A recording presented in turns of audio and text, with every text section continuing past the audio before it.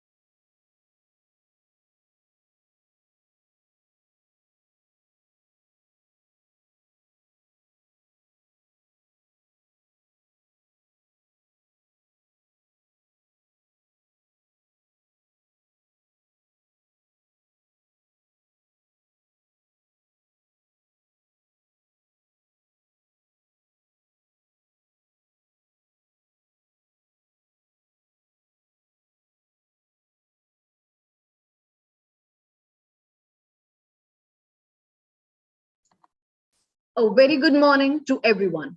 I, Radhika Gupta, I Swagat Bal. students of New Delhi Institute of Management, PGDM batch 2021-23, are glad to welcome you all to the most awaited fest, Spandan X Metanoia, co-sponsored by Rashmi Group. Set up in 1992 by retired UPSC heads, bureaucrats, and Supreme Court judges, New Delhi Institute of Management has been declared best in India for industry linkages, students' employability, and the corporate environment by all the apex national commerce and industry chambers of India continuously for last 5 years by ASSOCHAM, CII, FICCI, including AICTE, jointly declared us as the first and the only mentor B school of India for a period of 3 years. NDIM heads the Asia Center for Global Risk Policy Network, ACG RPN, with the first of its kind Risk Policy Institute in India. NDIM is the preferred choice of top MNCs for training in AI/ML, data science, business analytics, digital marketing, and for Japanese language and job roles in Japan. Spandan, The annual cultural festival of New Delhi Institute of Management has created an unforgettable experience for all its visitors, simultaneously providing unique opportunities to the youth. It is a 3-day festival that has created an environment for students to network and generate ideas, business plans, and display their creative and intellectual talent while competing against the best in the educational institutes of the country with a footfall of 3,000 plus students. Metanoia, the first management fest of New Delhi Institute of Management, on the other hand, aims to synchronize the energies and provide a platform where skill will meet execution, wisdom will meet collation, innovation, collation will meet value. It provides a golden opportunity and a strong platform for students to experience the extravaganza.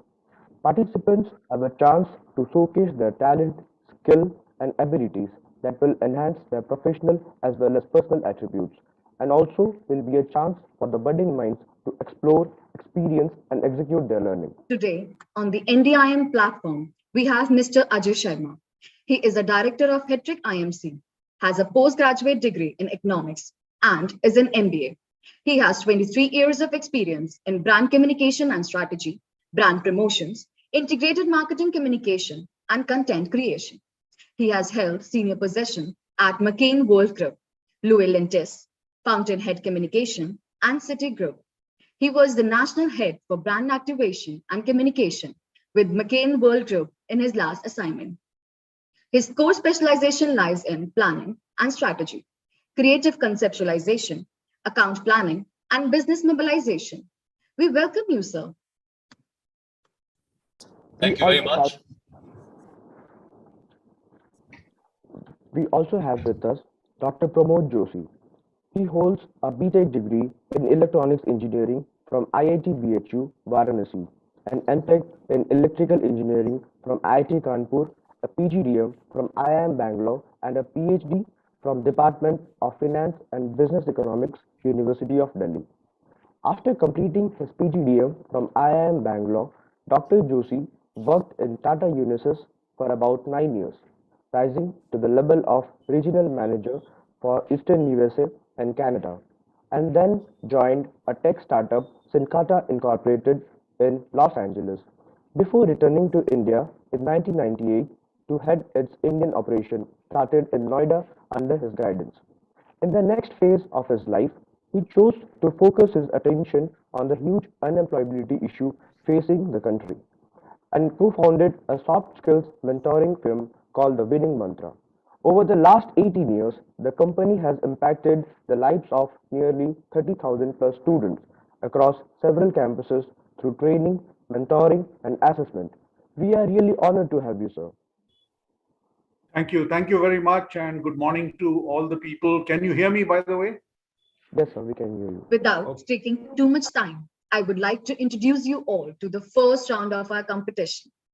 iPitch is your very own mini Shark Tank. It is a window for all those who believe in themselves and their ideas to create an impact on the minds of others. It is a platform where you get to pitch your creativity and out-of-box ideas to make yourself known to the world. iPitch is designed for any entrepreneur, motivator, accelerator, and enthusiast who drives the team to bring out their best. The, the event will consist of neck-to-neck battles on the crux of the business proposal, the business strategy, the negotiation skills, the relevance of the product or service, awareness of the geopolitical climate, knowledge of the product market, and plans for future expansion. The event is conducted in 2 rounds. Round 1 is a preliminary screening which was conducted on 9th of March 2022, where teams were required to submit their pitch before the main event and were elevated on innovation, problem identification, and business model. Rules for the events are as follows. Each team can have 1 to 5 members. Presentation can be given collectively or by a single presentative. Participants will be judged on innovation skills, creativity, awareness of geopolitical demographics, knowledge of product market, future plans, and negotiation skills. Each team will be given 10 minutes for presentation and 5 minutes for Q&A and feedback. Judge's decision will be final. Any misconduct during the whole process will lead to disqualification. It is mandatory for teams to keep their cameras on during the pitch. Not doing so will lead to disqualification. The submissions were evaluated on the basis of presentation, innovation, problem identification, business model, revenue model. For an unbiased and fair evaluation, each team was given a code so that judgment is not clouded. Round 2 is the final pitch. 8 teams have qualified for the same. The order of presentation will be decided by a spinning wheel. After each presentation ends, there will be a Q&A session between judges and each team. Now it's time to spin the wheel.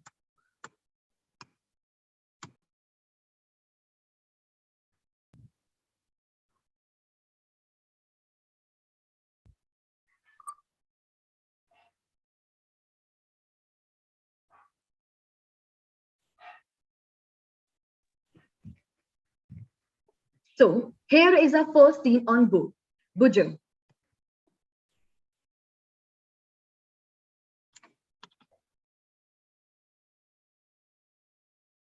Can I present?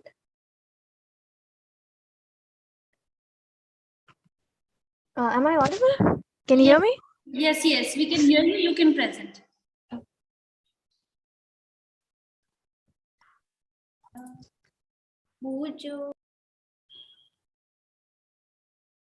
Good morning.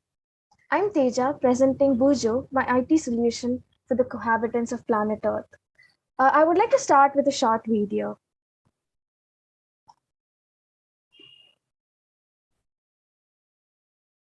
Can you hear the video? Is the video audible? No, I think the sound is not coming.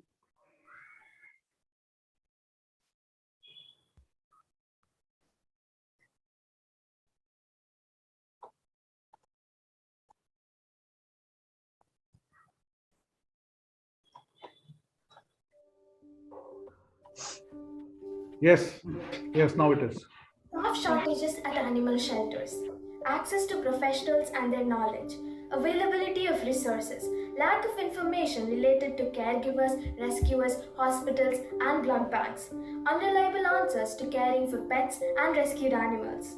All these are events that have led to loss of an animal life and can be heart-wrenching. As the cliche goes, haven't we all, at some point in time, been in such a situation, heard of, read of such events, and ended up having a feeling of helplessness? Bujo, a holistic solution, designed and developed with inputs of stakeholders from the field, be it NGOs, organizations, volunteers, or animal lovers, to bring them together on a centralized platform, leveraging technology to drive towards the addressing problems and constraints.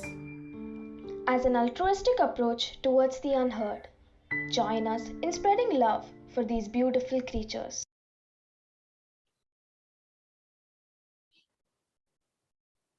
As stated in the video, I realized the need for a platform that can collate and utilize resources across stakeholders to improve the success rate. And to do this, we conceptualized Bujo. The core basis being the need to have a real-time information of professionals, resources, and the location where they're needed. The basic idea being a central platform that can multitask with real-time escalation to help users on the field or at home. I conducted a survey and the results are as presented. As seen, around 83% of them are not completely aware of the emergency contacts or resources near them. 66% of them were ready to use a app and were interested to volunteer. Integrating latest technologies, we offer you distress notifications on the basis of proximity and urgency, inbuilt bots, data analysis and prediction to reduce accidents, improve adoption rates, and so on, to name a few. Live location sharing for easier navigation, platform for online consultation, managing rescues and blood requirements. A comprehensive centralized solution to provide seamless functionalities to the various stakeholders, be it in a chat, video calling, forum, or networking. Additional functionality provided includes forum for general discussion, chat, and video calling facilities. Real life events were the basis for the conceptualization of the solution, which was subsequently vetted with professionals in the field. Today, people are working towards giving back to the society. High net worth individuals want to do the same.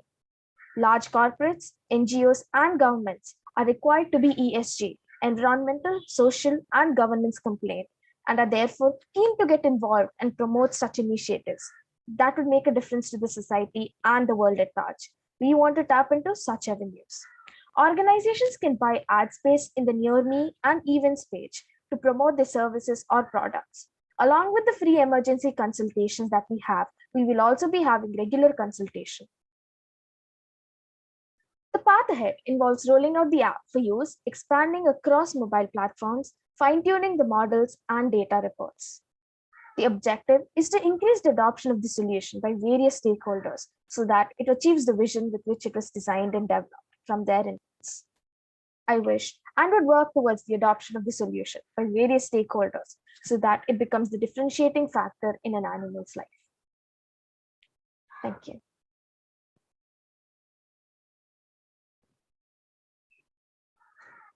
I'm done. I'm open for questions. Thank you. Before opening the platform for Q&A, I would like to introduce our third judge. We are glad to welcome you, sir, Mr. Piyush Singh. He is an industry expert and speaker on logistics and SCM.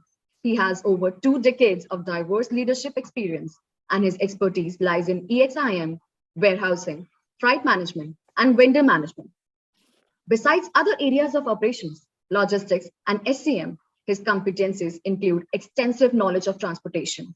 He has handled senior management profiles and worked with companies like DHL, DB, Indus Group, Go Airlines, etc. Mr. Piyush was the part of a team which built Maersk Line, the world's biggest container shipping company. A thorough professional who has worked with teams of over 2,000 personnel. He understands the strengths of people.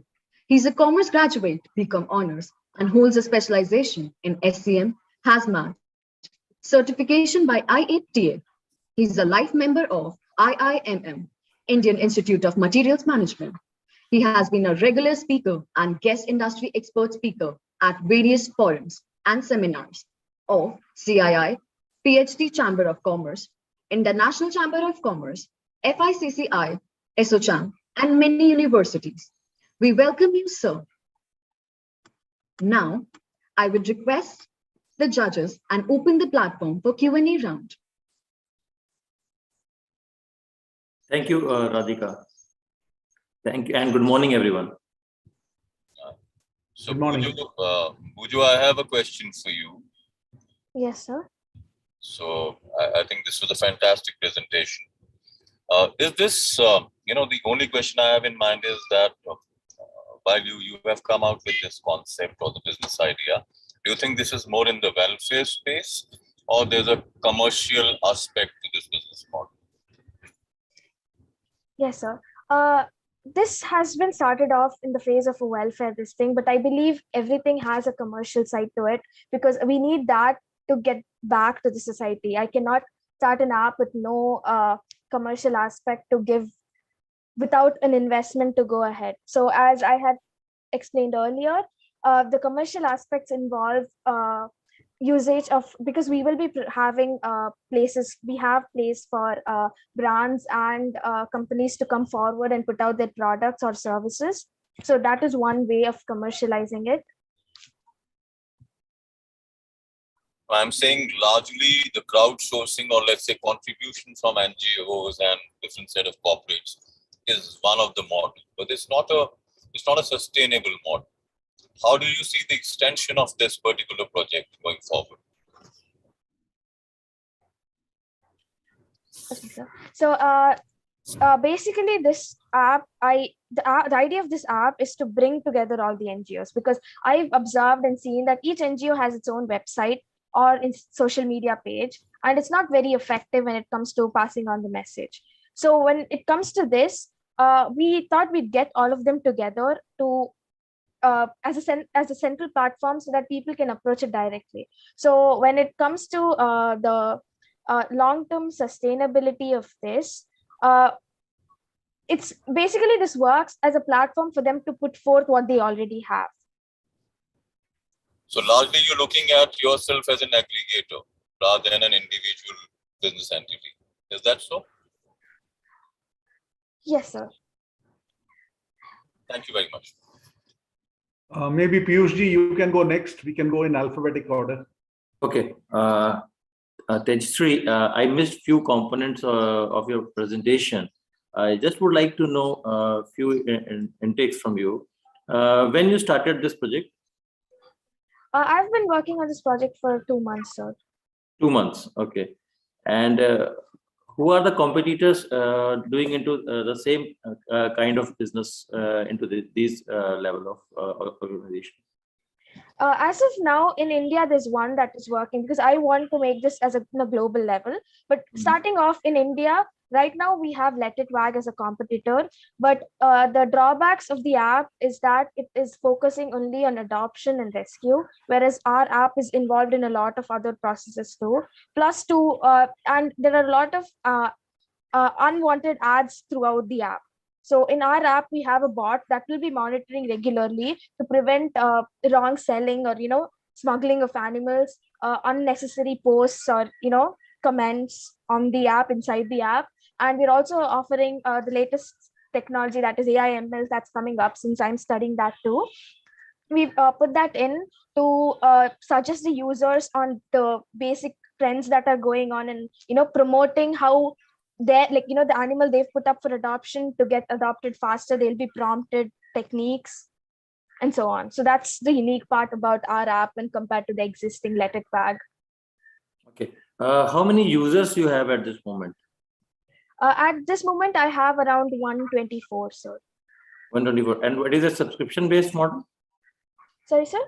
It's a subscription-based model? No, sir. It's a paid app or it's a free app? It's a free app. Okay. So how you will make money? Sir, we hope to get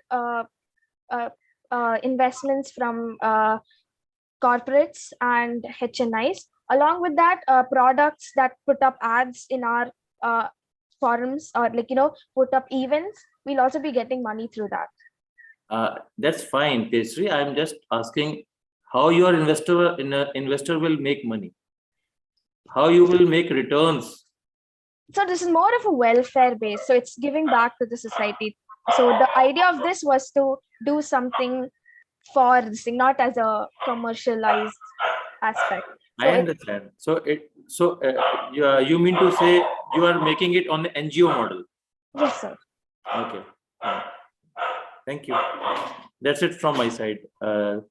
Okay, thank you. Tejasri, first of all, a very good presentation, and I liked your idea of a video to introduce the concept. And also I wanted to ask you, when in the beginning you said, is this audible to you, or is this, can you hear it?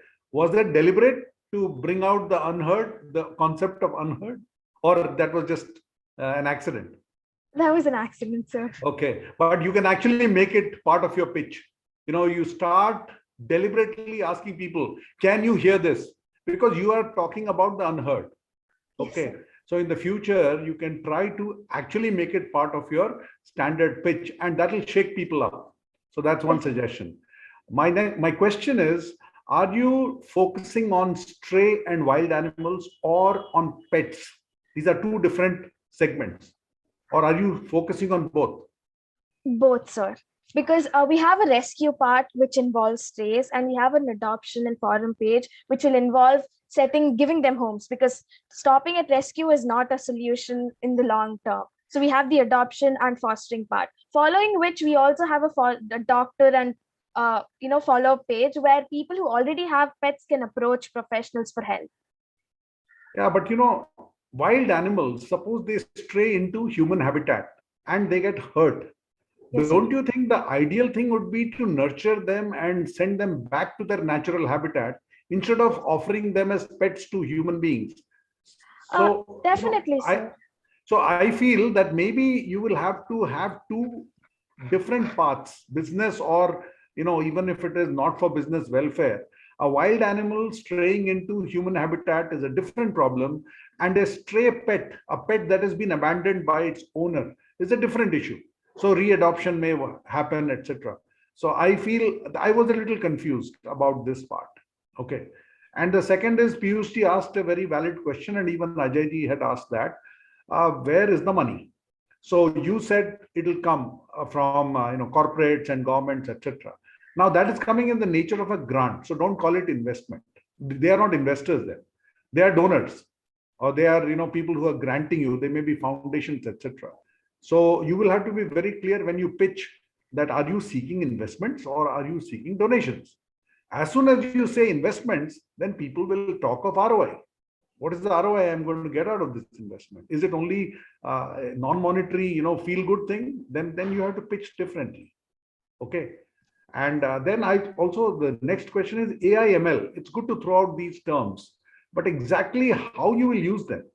I know you're a student, you are still trying to learn the technology, but the application of the technology must be clearly stated in your pitch that you will use this. Yeah. I put it up in our features. You actually ran through your PPT very fast. Do you know how much time you had for your pitch? 10 minutes, sir. 10 minutes. And do you know how much time you took actually? 5. Why? My question is, if you get a resource, why let go of those 5 minutes? So you should have, been a little slower, because it's a virtual format. We are sitting in different places. If you had spent a little more time. So now please come back on this model, AI/ML. Yeah, leveraging technology. Please tell us how you are leveraging technology. Definitely, sir. So for machine learning part, we have analysis and predictions of emergencies, because we have an in-app live GPS tracking for the emergency. It keeps track of where accidents happen more, and we'll be given an alert saying this place is prone to accidents. So we can take up measures to prevent those. Similarly, for adoption and fostering, based on the trends of the animals getting adopted and fostered, users will be prompted saying, we already have a machine learning model ready in which users are told, it was observed that around 3 to 5 images were more required. Even more than that, people did not bother seeing through it. And if there was more textual description, people tend to not read it, and thus it doesn't give out that this thing. So images are good. Similarly, the interactive bot is a monitoring bot. We have a chat bot in the end in the chat and forum section to route us to the doubts. Like in case a professional has already answered a particular question, it will directly route you to the answer instead of posting it again and waiting for an answer like on Quora. Okay, thank you. And I think you should also consider looking at human NGOs, not just animal NGOs. Because I know there are a lot of senior citizens, NGOs that take care of senior citizens. And senior citizens in today's society are often facing the problem of loneliness. So matching pets, stray pets or abandoned pets to a senior citizen who's lonely could generate revenue opportunities, because that's an unmet need on this side. And your pets could, so think about that also. Okay, I'm done. Thank you. I have one more observation. So like Mr. Pramod and Mr. Piyush also talked about certain points. And this is for you and for the rest of the team who's going to come and present to us today. See, the good thing about your idea is that it's a simple idea. It's a very sweet, simple idea. Whether it's a business model or an initiative you want to take in further, build that into an idea later, that's something different. All I'm trying to say is, try and impress the stakeholders and the investor with the simplicity of your ideas. We have seen enough presentations in our life. We have seen all the technical terms. What we really need to understand from you guys is what is the big idea. So rather than writing technical presentations, if you concentrate more on the idea and elaborate on that idea, that will further impress the investors. Most of the successful business stories are simple ideas like a Paytm. Okay, it's a financial transaction making easy. So I'm saying your idea was good. Dwell on that idea, further build on that idea. Yeah, we all know how the app mechanism work. So right now we are not here to listen to that particular point. Yeah. Yes. Otherwise, great initiatives. Thank you. Yeah, I agree. Well done. Good thinking and good compassion coming from you. Thank you, sir. And one more question. Are you the only one or do you have a team? Sir, I am the only one for now. Might be a good idea to have a team because Yes, you sir. do need support from others. So Definitely. maybe a 3-member team could take it to the next level. Yes, sir. Thank you. All the best. Thank you, sir.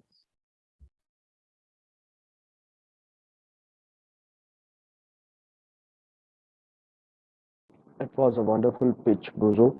Thank you, judges, for your wonderful feedback. Now let's call our second team on board by spinning the wheel.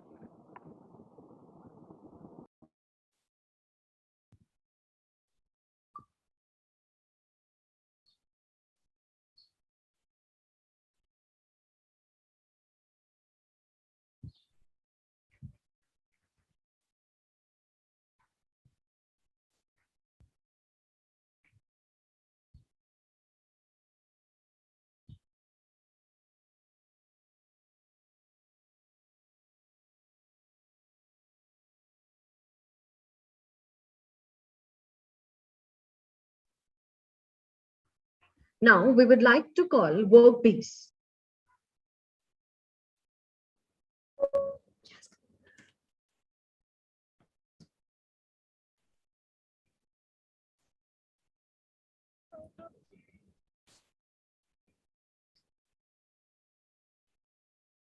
Workbees, Just a minute, ma'am.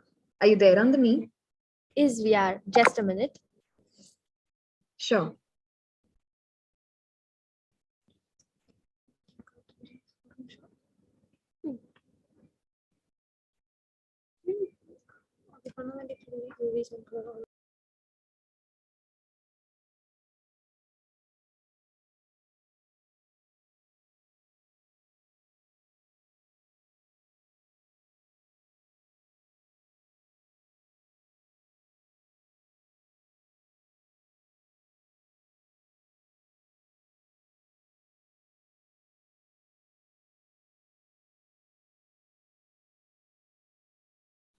Radhika, if they're not ready, we can go to next team.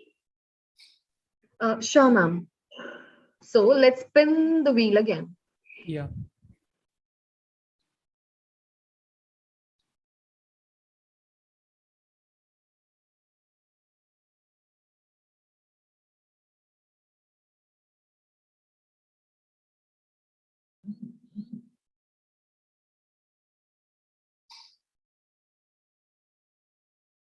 So our next team is the CEO Express.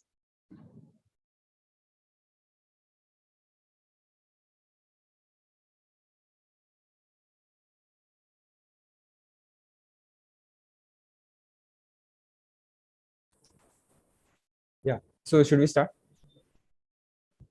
Sure, sir. Oh, yeah. So, good morning, judges. My name is Nimish Maikar. I'm sharing my screen.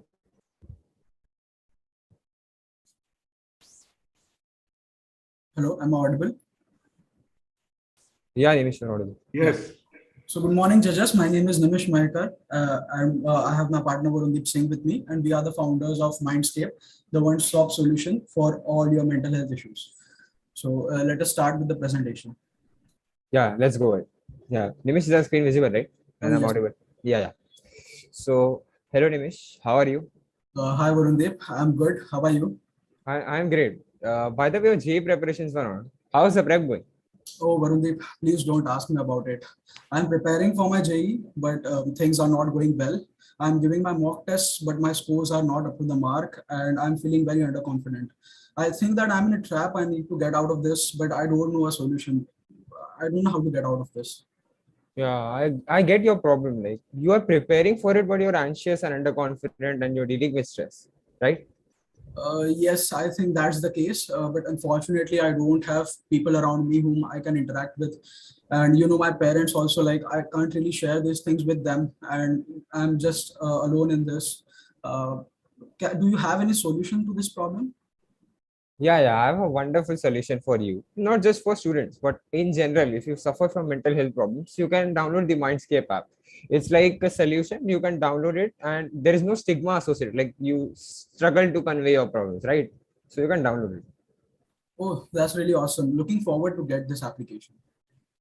Yeah. So, hello, judges. I'm Varun Dev, as Nimish introduced me. So, let's first start with the demonstration of the prototype.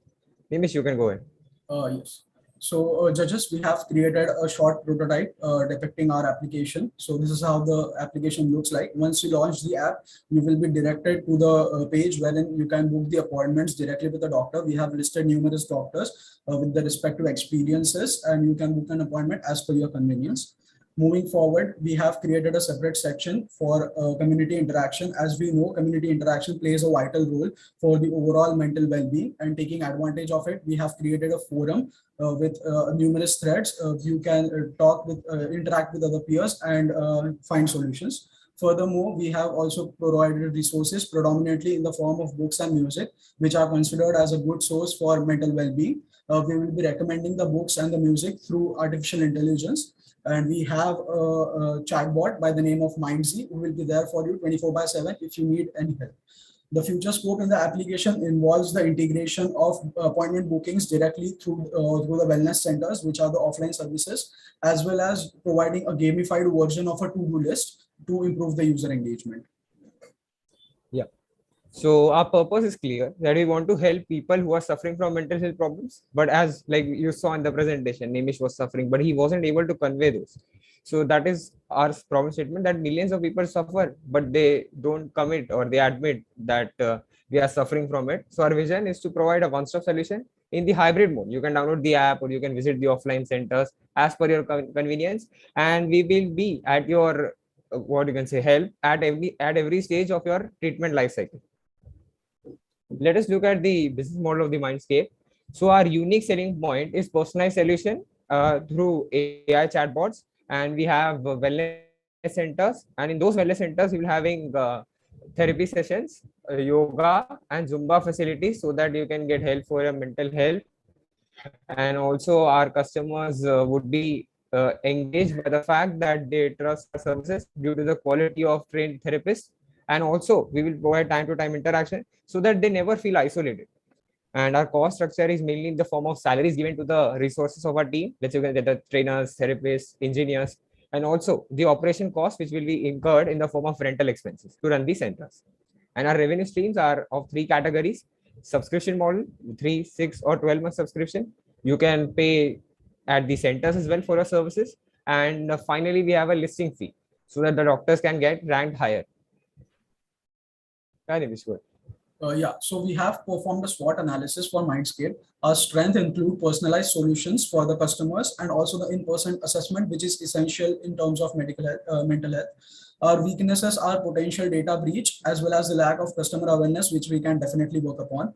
The opportunities are vast, and majority of them include scaling the wellness centers across the city and providing employing wellness programs.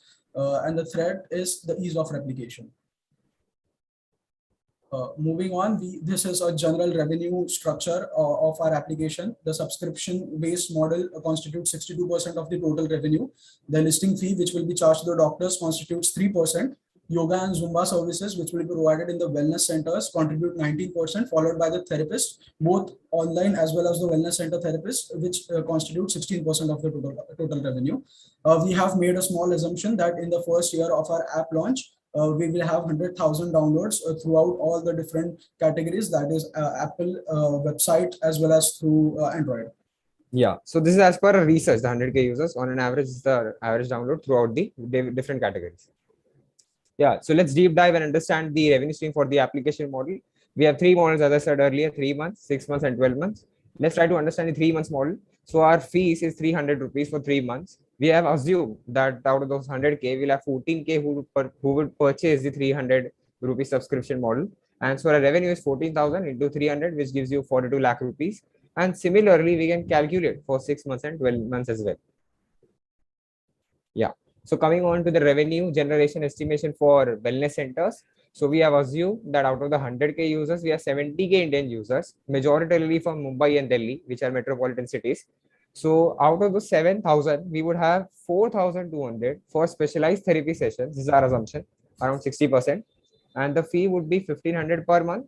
and the gross revenue accounts to 63 lakh rupees. Now we have assumed that on the therapy sessions, our commission is 30%. So net revenue is 18.9 lakh rupees. These are estimation for the first year. And similarly, we can calculate for yoga and Zumba as well. So moving forward, we will discuss the revenue stream for the doctors. We are considering we will have 10,000 doctors which will be listed on our application. We will charge 5% of the consulting fees as a commission, and on an average, we are considering 500 rupees as an average consulting fee. This makes the overall commission 25 rupees. Also, we are considering 20% conversion of users in the wellness to the doctors, which results into 40 consultings per day. And annually, the number of consultings become 14,600, thus making our net revenue 365K. Considering all the revenue streams, our estimated first year revenue stands at 1.15 crore rupees. And the company valuation, considering a factor of 3, becomes 3.45 crore rupees. As per the data we found on Investopedia, startups with a good prototype have a general valuation in the range of 3 to 8 crores. Yeah, coming to the last part, which is a very important part to eradicate the stigma, we'll run marketing campaigns. So first part is we'll create the awareness. We'll collaborate with the reputed foundations such as Live, Love, Laugh Foundation, whose ambassador is Deepika Padukone. So we can create awareness. And secondly, after creating awareness, we'll give incentives. So let's say first 30 people get free offline evaluation. And after their diagnosis, they can get treated for their mental health issues. After a marketing and consumer engagement, we will be able to form a group of like-minded people and who are suffering from problems. And this group will be called by the name Mindscapers. Thank you, judges, for your time, and we hope that Mindscape is helpful for you. Thank you. Now I would request our judges for feedback and Q&A round. Hi, team. Hello, sir. Hello, sir. Hello. CEO Express, yeah? Yes, sir. CEO Express. I think the presentation is quite complete. If I see it on the face value, you've worked on your business model. What is really missing, my point of view, is the novelty of the idea. You know, we've seen these kind of ideas. We know mental health is becoming an issue, especially during the COVID time. Also, there are a lot of cases like that. So I'm not seeing how your mind space is different from others, rather than just acting as an aggregator. So if I've got an issue and I'm a rational consumer, I know I have to go to a psychologist, probably for a behavioral change or for clinical psychology help. So I'm not getting the novelty in your idea. While you have done the subscription model, all that, I still believe more than the idea you're looking at a process-driven, application-based model. Yes, sir. I would like to add a point. Our differentiator is, as you said, there are many competitors. I'm saying that what we are doing is we are available for help at every stage. Let's say if you are coming for offline evaluation and you're diagnosed with, let's say, some kind of mental disorder like OCD or ADHD, some other kind of disorders. So you will use our application and regular surveys will be conducted through the chatbot, and we can monitor your progress. So if your progress level or your happiness or depression is in the below normal zone and you are under the threat zone, so your family members would be notified as well. So that no, but the biggest, like you said, one is the social stigma. Even if we ignore social stigma for a while, the person who is a patient who's got behavioral issue, the biggest problem is that he doesn't want to interact with anybody. Do you think he'll go to an platform and probably open up like that? The physical touch, the one-on-one interaction is very important.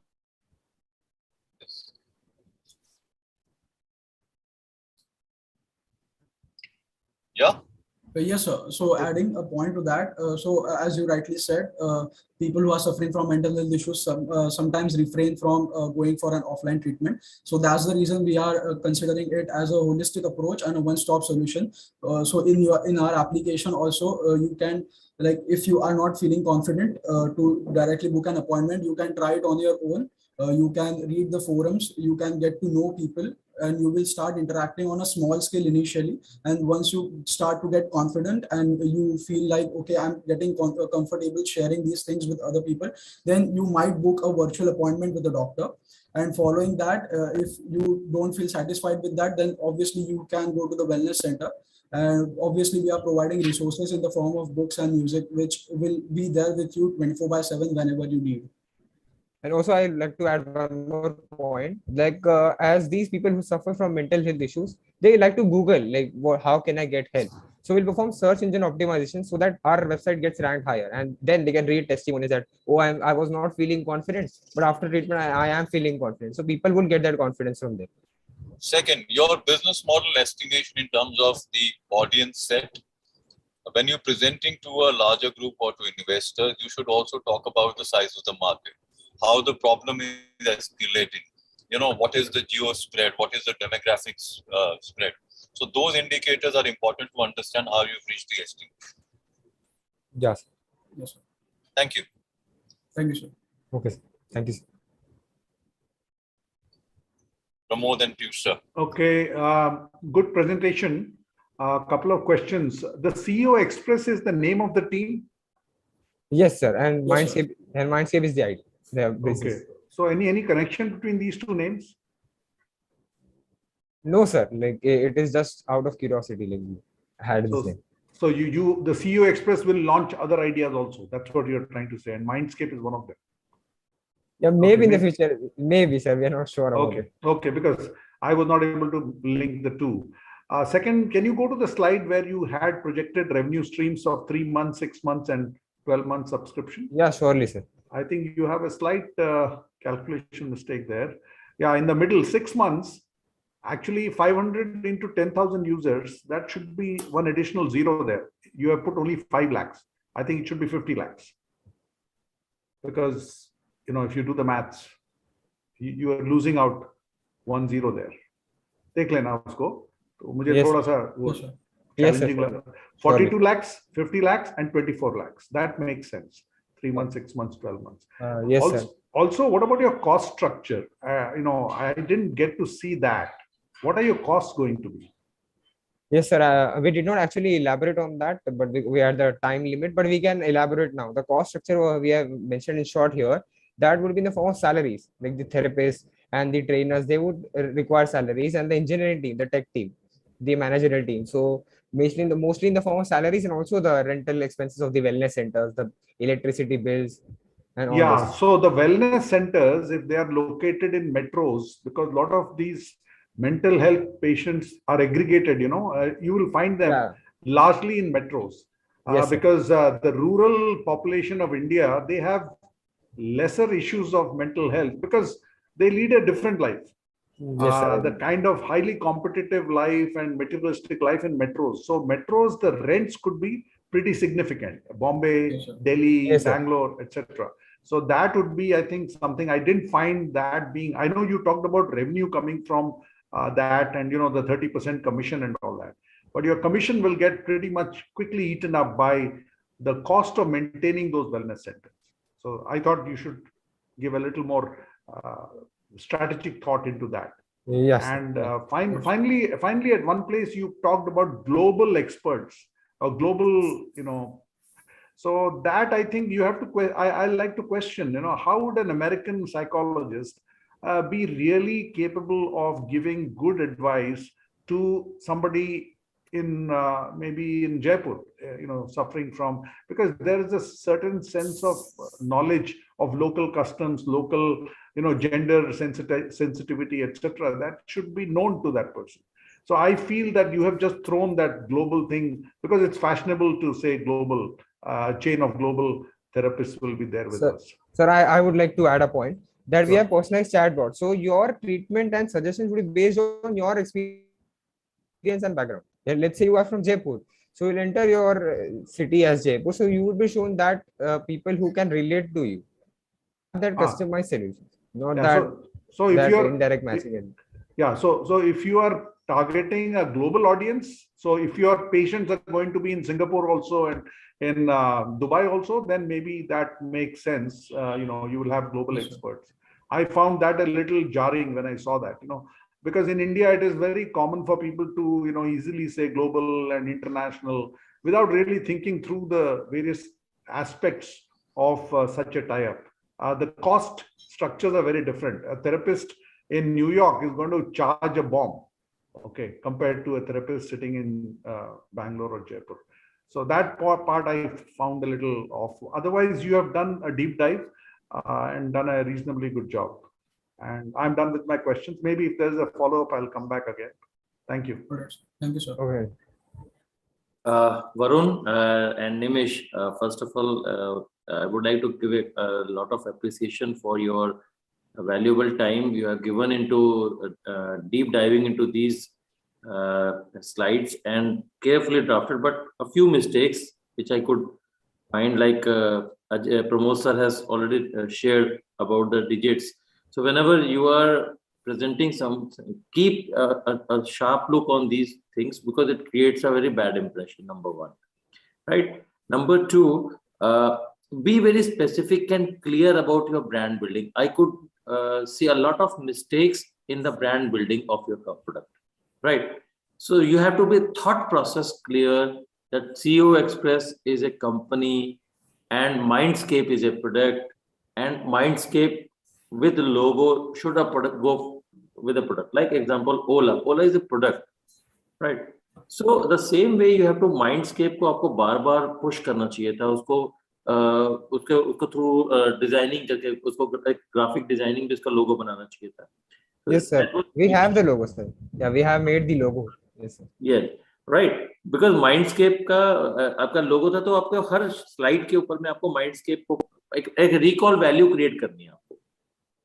The CEO Express gives a feeling that you are giving a product solution related to CEOs or corporate world, whereas it's a different ball game, right? Number two, when you have started this company is already registered now? No, sir. We are in the conceptual phase. Like we are working on it. Okay, you are working on it. So company formation, it has not been done? No, sir. No. Okay. So what kind of funding you are looking forward for this? What is the estimated funding you look forward for this? So actually the funding, we have not sorted about the amount, but we need funding for those wellness centers, because for the rental expenses on the cost structure, we need those aspects like wellness centers and the salaries. How much money you need for this to start it functional? Nimish, would you like to add a point here that about the cost? Yes, so our company valuation as it stands, I feel that maybe 30 lakhs will be something which we can jumpstart our operations with, initially in the two metropolitan cities, that's Mumbai and Delhi. Okay. Yes, sir. Right. So apart from it, what in the revenue model, if you could see, you have to show the scalability and expansion plans, which is missing in your presentation. Scalability plan and expansion plans for your phase wise, phase 1, phase 2, phase 3, or at least up to the level of phase 2, right? And one more thing, whom you feel are your competitors in this space? Yes, sir. We did a research and we found one company, InnerR.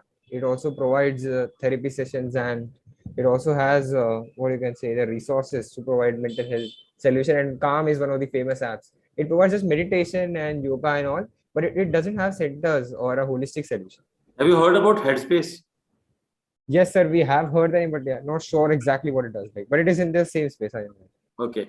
Now your biggest competition is going to be with the spiritual centers and this meditational space, which is giving free of cost these services,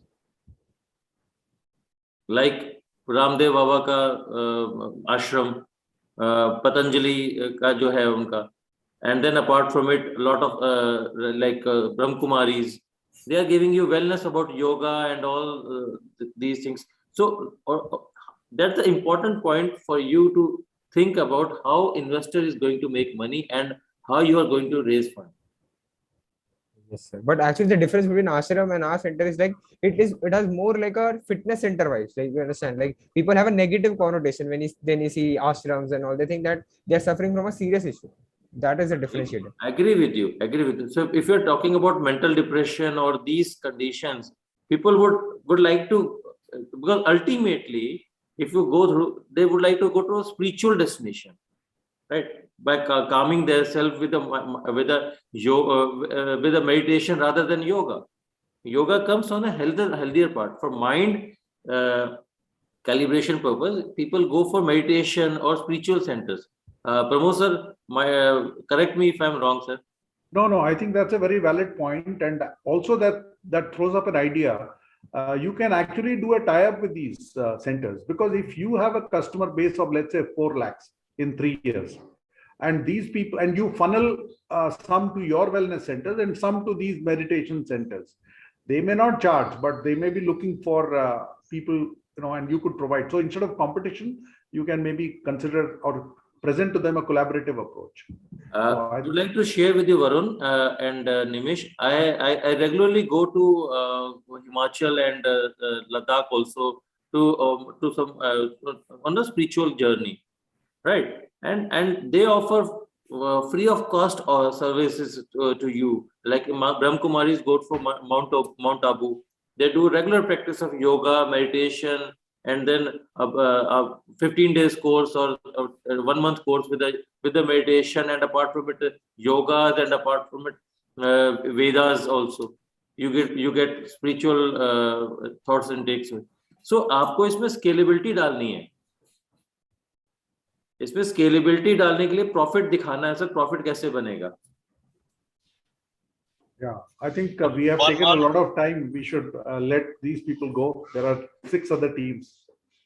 Sir, आपने लिखा है कि आप 14,000 users are too high figure. Sir, Practo को भी ना 2 साल लग गए थे, अभी तक profit में नहीं आई है.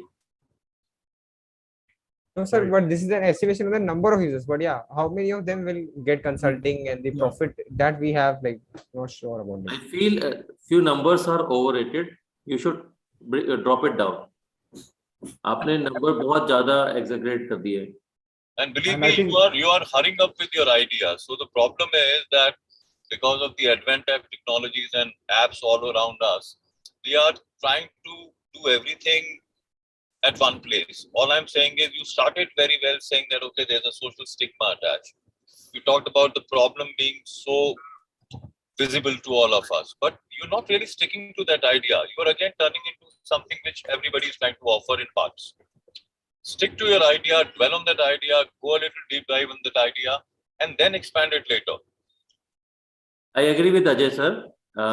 Totally agree with him. आप पहले सब्सक्रिप्शंस को बढ़ाओ, चाहे फ्री ऑफ कॉस्ट करना पड़े. प्रॉफिट नहीं बनता कोई बात नहीं, फर्स्ट ईयर प्रॉफिट नहीं बनता कोई बात नहीं. सब्सक्रिप्शंस बढ़ाओ, नंबर ऑफ यूजर्स बढ़ाओ, कनेक्टिविटी आप आपके कस्टमर्स लूज नहीं होने चाहिए. And give experience trial model, 1 week classes free of cost, 15 days classes, something free of cost. उनका यूजर्स बढ़ाओ, आपके यूजर्स कनेक्टेड होने चाहिए. See, the first and the foremost here is that the person who's got any kind of mental illness, it is very difficult for him to first evaluate the problem. That's the time when he's looking for somebody he can talk to. Yes. He can't talk to friends, he can't talk to family members. There's a social stigma, relatives he can't go to. He wants somebody who can hear him out. So the way you guys were talking in the beginning, that was a conversation part. You identified the problem, and that was there. The solution was also there. Probably you could create a base of people who can only listen to you. It could be a practitioner, it could be a clinical psychologist, it could be somebody who can get you on a spiritual learning path. That is where, like Ms. Piyush also, that is where you're going to generate your minimum threshold base. And once you have the threshold base, you can do anything with them. Paytm started as a mere transactional application, and now you can do everything. It's virtually a bank now. Don't go to level 3, 4, 5, 6 in the beginning. Thank you. Totally agree with. And also, you have overestimated the revenue and underestimated the costs. There could be costs that you have not yet thought of. For example, you would have to have insurance. There could be a patient, mental health patient, who based on your bot might just take his own life, and there could be a lawsuit against you. Yesterday, I was mentoring, same situation. A lady who's going through mental health issues asked for an aromatherapy massage, and apparently she used Urban Clap. And the person who came has actually ruptured her back and muscles. So for 3 months now, she's on bed rest. And she's planning to take Urban Clap to court. So you will need insurance costs to be added in your cost structure. So do that, but it's a good idea, but be a little more detailed. Well done, but a little more is possible. Thank you. Yes, surely, sir. Thank you for your valuable feedback. Thank you, sir, for the feedback. Thank you, judges, for your valuable feedback. Now we can have questions from audience. Audience can also put their questions in the chat box.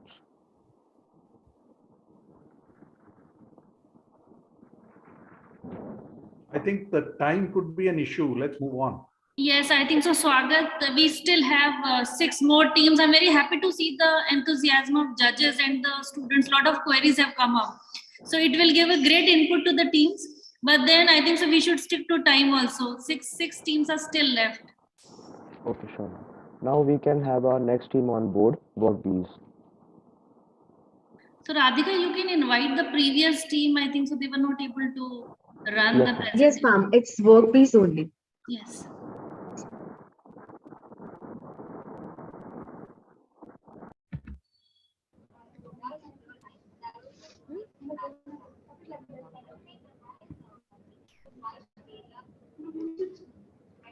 Happy morning to one and all present here. Excuse me, is it audible? Yes, Jay Shakti, go ahead. Happy morning to one and all present here. We, the team members of Workerbee, here to present our idea. Right. And as adulteration is increasing over the period of years, it has become a common health issue in our country. So here we have an idea to sort them. Good food is the foundation of genuine happiness. And our problem statement is how can we make an instant check for adulteration in a consumer level? And also we can incite to healthy food. And next, how might we nudge a consumer to check for an adulteration before buying any food items? These are the problem statements, and we are providing a solutions in the 3 testing levels. The first one is we have our kit consists of a mobile application with a small IoT kit, and next our model consists of 3 types of tests. One is test 1, visual test. The second one is test 2 by using a sensors, and the third one is recipe planning making sense.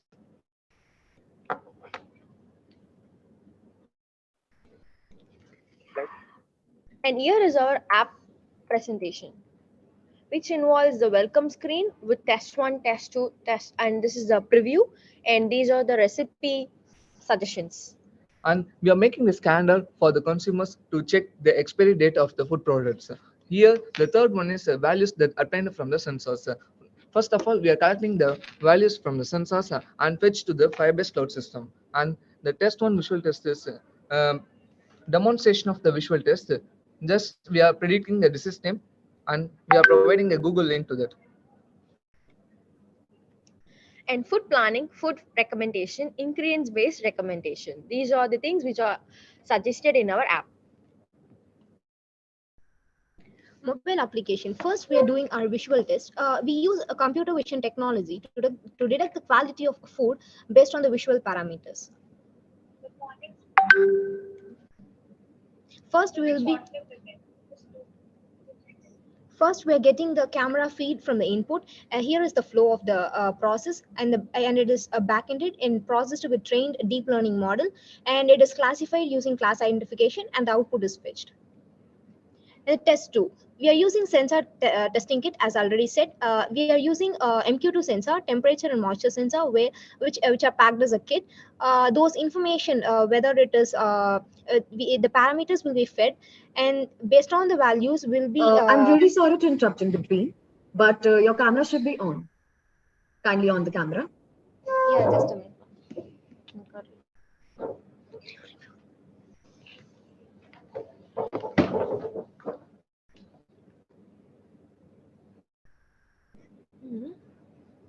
Hello.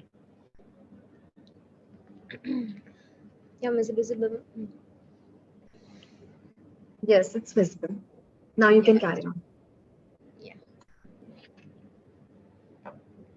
Yeah, as already said, we are making a kit through which we can identify whether the kit whether the food is adulterated or not, and those information are sent to the database using Firebase, and based on the condition will be displayed to the user whether it is adulterated or not. and which can also be used in post-harvest inspection and monitoring. Here is the flowchart of it. And this is the kit to determine the adulteration in the food. We make use of all the sensors, and this is set up. This is the temperature sensor and this is the moisture sensor. Here is the kit through which adulterated food can be found. And this is also a combination which We are using a special sensors for the milk detection. Here, the temperature sensor, pH sensor, and the color sensor. The color sensor works on the principle of RGB color system. Here, we are detecting the color of the milk and the temperature of the milk and the pH of the milk. The pH of the milk should be from 6.5 to 7. Based on the conditions, we are detecting that the milk is adulterated or not. And next one is the unique value proposition. This proposed model is very conscious about health and related issues, as this tests the food which is adulterated or not. And it also recommends the dishes that can be prepared from the organic and fresh ingredients. It is a user-friendly platform for the consumers to be used. And here goes the business model. Our customer segments include our all middle-class people, children, and health-conscious people who need health guidance. And customer relationship is user-friendly and cost-efficient. Value proposition, as already said, we are using chatbots, AI-based chatbots through which food recommendation is done. It is more interactive, and the product is health-conscious, user-friendly, and notification will be sent through calendar. The key activities include like quick result and fundraising, key resources, data, and entrepreneurship. Key partners include Firebase funding. And channels or Play Store platform because we're using app, right? So Play Store platform will be included, Flutter and advertising. Cost structure will based on kit with sensors and service oriented. Impact. What's the impact is the awareness of sufficient food consumption to detect the alteration of content in various methods using visual test and physical test, and to identify adulteration. This can be easily used by every individual person as it is cost efficient. We are recommending healthy food using food recommendation and increased consumption of fresh and nutritive food. We include our product will come And under these the are the SDG SDG goals where we make connectivity. Second goal is zero hunger is achieved, and good health and well-being, and responsible consumption and production. Yeah, thank you.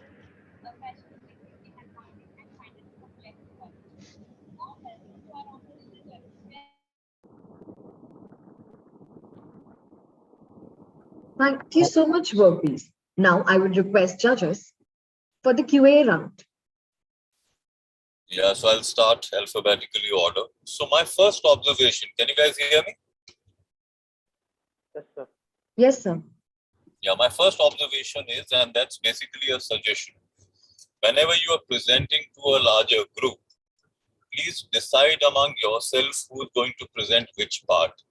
You know, what is happening here is by the time we get adjusted to one particular presenter, you quickly change to the other presenter. So we're losing the continuity in your presentation. You have to decide that, okay, I'm going to talk about the technical part, and I'm going to talk about the financial part of it. Second, there's a lot of confusion in your business model. So by the end of it, I'm not sure whether this is for packaged food, this is for non-packaged food.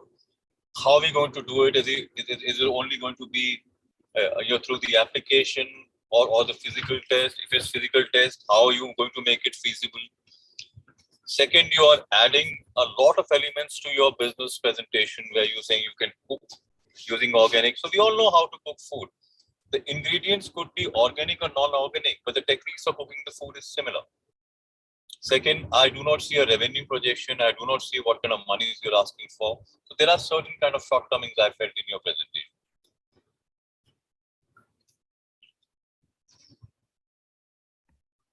I think they have lost the connection. No, I agree with Ajay, sir. Yes, there was a lot of confusion and frequent changes on the presenter. Are they there? The team has lost the connection, or they are there? I think so. They've lost the connection. They have lost the connection. Yes. Sir, I think I'm audible. Oh, you're back? Yeah, back, sir. Sir, actually, what we have done was we have been using for both package and non-package. So it's like if we have been eating something, we need to know whether it is adulterated or not.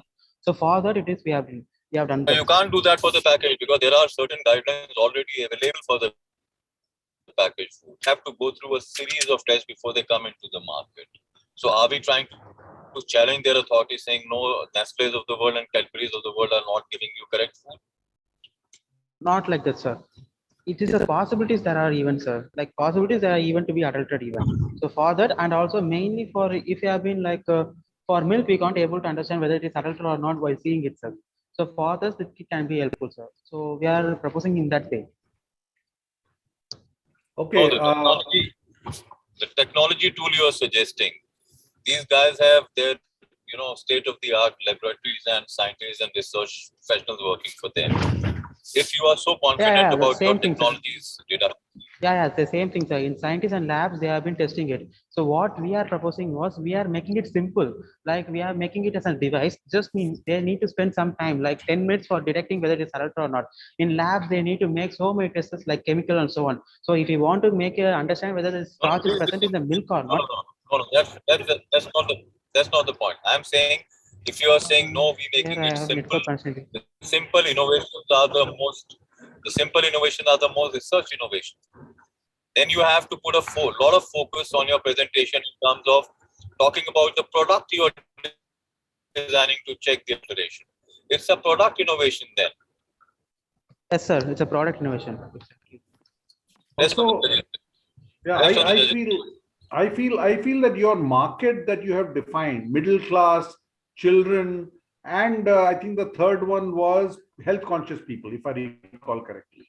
I think, middle class people, first of all, money is an issue. Your kit will cost money. Time is an issue. I feel if at all you are targeting, your target market should be wealthy people who are willing to spend a bomb on organic food, and they are a little worried about whether they are getting the right food for themselves or not. Also, restaurants and hotels which are serving food and getting raw materials, I think they will be keen to use your product. Exactly, sir. So we have. I didn't see that in your. But I didn't see that in your customer prospects. I didn't see that. I think we have missed in the presentation, sir. But what we have mentioned mainly was it's a partially business to customer model, but mainly a business to business model. Like if you have been selling this product into a hotel or restaurant, or else in an organization where they need to test the food adulterated or not, like a laboratories and so on, they can even have a market in that side. But like that didn't come through in your presentation. So maybe there is a need for slightly putting more emphasis on that. Second is your milk test. I don't know much about the chemical aspects, but you were doing, one is visual test, the other was pH. Now today's milk adulteration industry or mafia actually can meet all those parameters, and I'm not very sure if your simple 2 or 3 unit test can go through that adulterated milk. I'm not very sure about that. With pH, it is very easy to match it to what the yes, sir. We are mainly focusing on pH level, and also if you haven't seen in the presentation or in the photo, we are also using lactometer. So for the lactic content in the milk, and also the RGB is like for color detection, whether the milk is really pure or not. So what we have been mentioning was pH level and also lactic content and also the color detection, sir. When I used to be a student and I was the mess in charge in IIT Kanpur, we used lactometers, but it did not finally catch it. And we had to actually sample and boil the sample of milk and see how much khoya we are getting out of it. And, we had to do some brute force methods.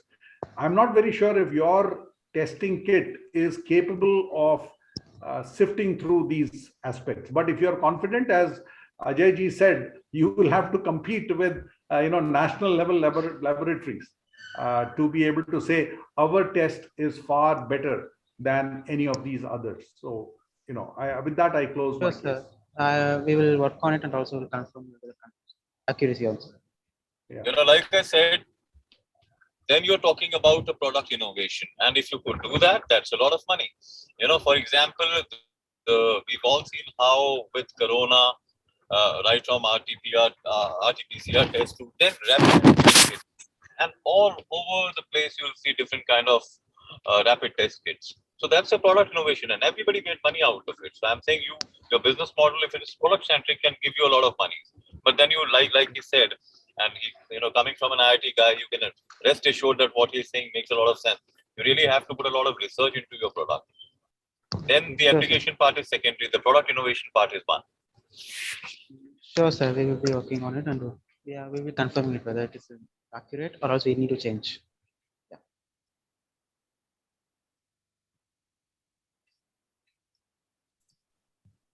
Yes, sir. Any other questions? Thank you, judges, for your feedback. Now let's call our next team on board by spinning the wheel.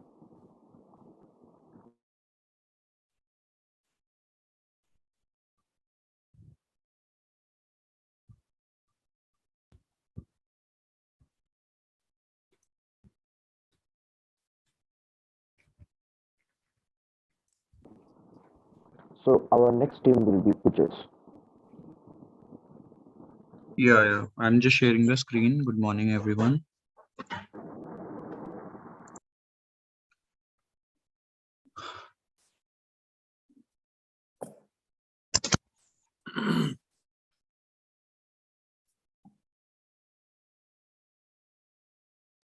I hope the screen is visible. Yes, Yes, it is. it's visible. Yes. Yes, I will just share now start presenting.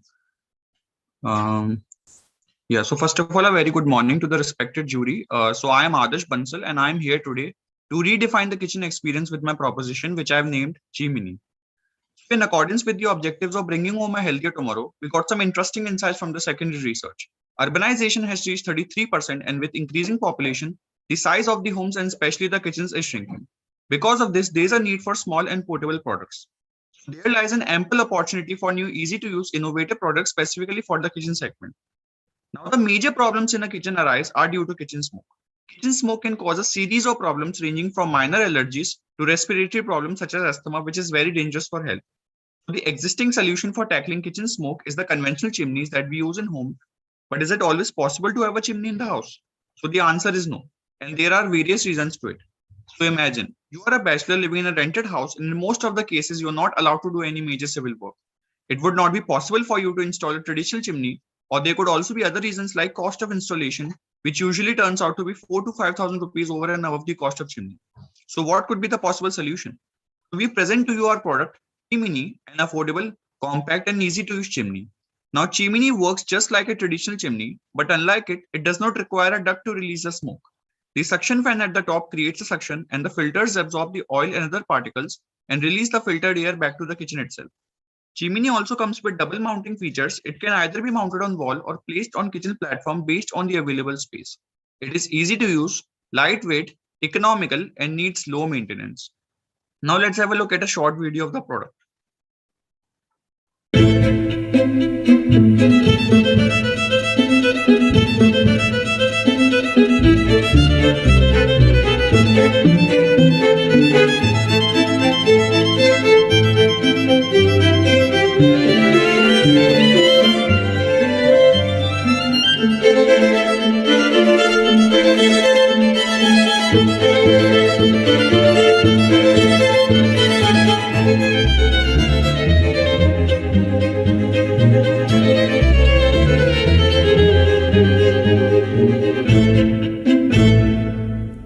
Moving ahead, let me also focus on the environmental sustainability aspect of our product.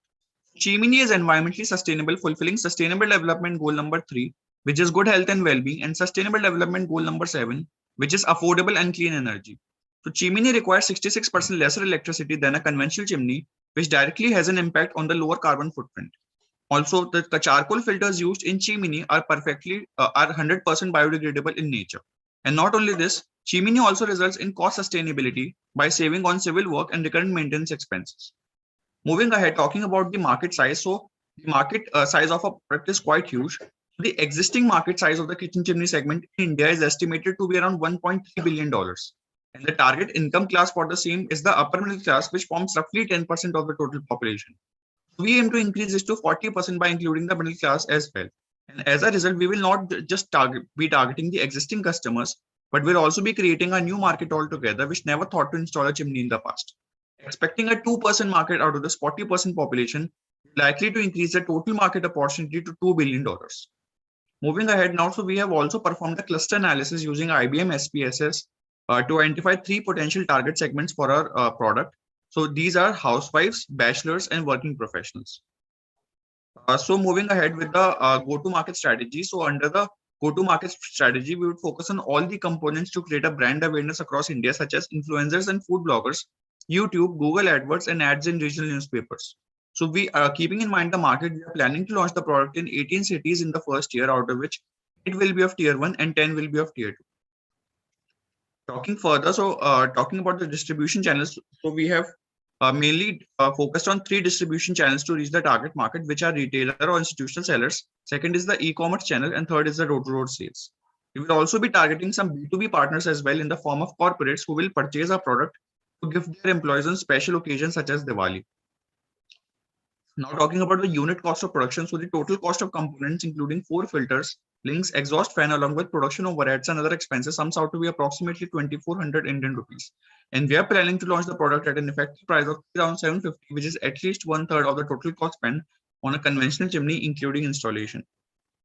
Now talking about the current resources, so we are already into the execution phase and have deployed around 30 prototypes so far for user validation. So we have a full-fledged manufacturing setup and are also the required equipment that will be required to manufacture the individual components. And we also have skilled labor working under us. So our total workshop area is around 1,000 square yards, and our workshop is located in Agra district and has a good production capacity. We also are affiliated and recognized by some of the reputed organizations such as Engineering Components Manufacturers Association and Federation of All India Vyapar Mandal for our quality and safety of industrial processes. Apart from this, we also hold a BI certification IS 302 Part 2, Section 14 for electrical kitchen appliances, and we also hold a design patent in place. Talking about the competitive analysis, so among the major players in the kitchen chimney segment, no other brand has ever proposed a portable chimney yet. Hence, we will always have a first mover advantage. Talking about a timeline, so we aim to conduct the pilot run during the first year, followed by which we will scale up using different channels and by targeting new geographies. And finally, by the end of third year, we look at becoming an established player in the market with a significant market share. Talking about some of the key financial highlights, so we are targeting a sales of around 50,000 units in the first phase, which will generate a revenue of 5.6 crores and yield a net profit of around 81 lakhs. And we are targeting an annual growth rate of 40%, and growing at this rate, we attempt to achieve the break even in the third year of operation itself. We also have a detailed cost structure in place, taking into account all the important activities that will go in scaling up our business. And these cover the marketing domain, the HR domain, and the operations domain. We also have the financial projections for the first 5 year and the first 10 year in place. Talking about the team now. So I, Adarsh Bansal, come from a business-oriented family which is into manufacturing since 1995. So I have followed the industry well. As stated earlier, we have got a fully equipped manufacturing setup and are already very well connected with a host of suppliers and retailers. Apart from this, I've also got industry experience in manufacturing. So I worked with Crompton Greaves Power as a quality assurance engineer and also worked with Viga Industries, which also happens to be in the electrical kitchen appliances category as a market strategist. So also we have got mentorship support from people from diverse backgrounds, both from the industrial as well as from academic backgrounds. So with this, I would like to end my presentation, and now I am open for questions. Thank you to the jury for listening to me patiently. Thank you, Adarsh. Now I would request our judges for feedback and Q&A round. Hi, Adarsh. So I love Hello, the sir. product here. For long, I was always thinking that why can't we have portable chimneys? Because one of my friends was short-haired. When I go to his house, I sometimes bump into his chimney when I'm trying to cook something. So this is a fantastic product. One stupid question. I see your model. Where is the outlet? This could absorb a lot of smoke and heat. Where is the outlet? Yes, sir. Yes, sir. So it does not have an outlet because we have a efficient 4-stage filtration system which absorbs all the pollutants out of the smoke and releases the fresh air back to the kitchen itself. And so we are able to achieve an efficiency of 80% of the removal of pollutants.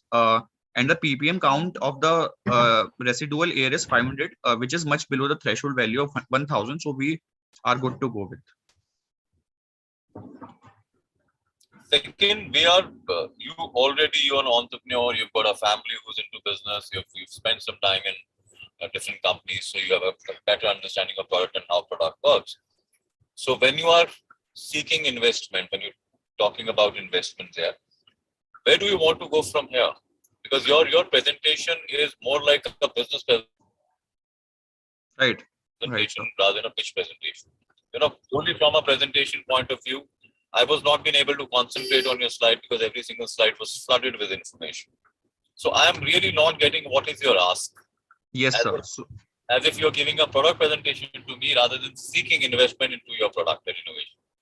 Yes, sir. So actually, sir, currently, sir, we are targeting a funding of around 40 lakhs to cater to the operational and marketing expenses for the first year. So it includes the manufacturing and operational cost for approximately 1,000 prototypes that will go in creating an awareness initially in the market, followed by which we would be scaling up, and for that we would seek another additional investments.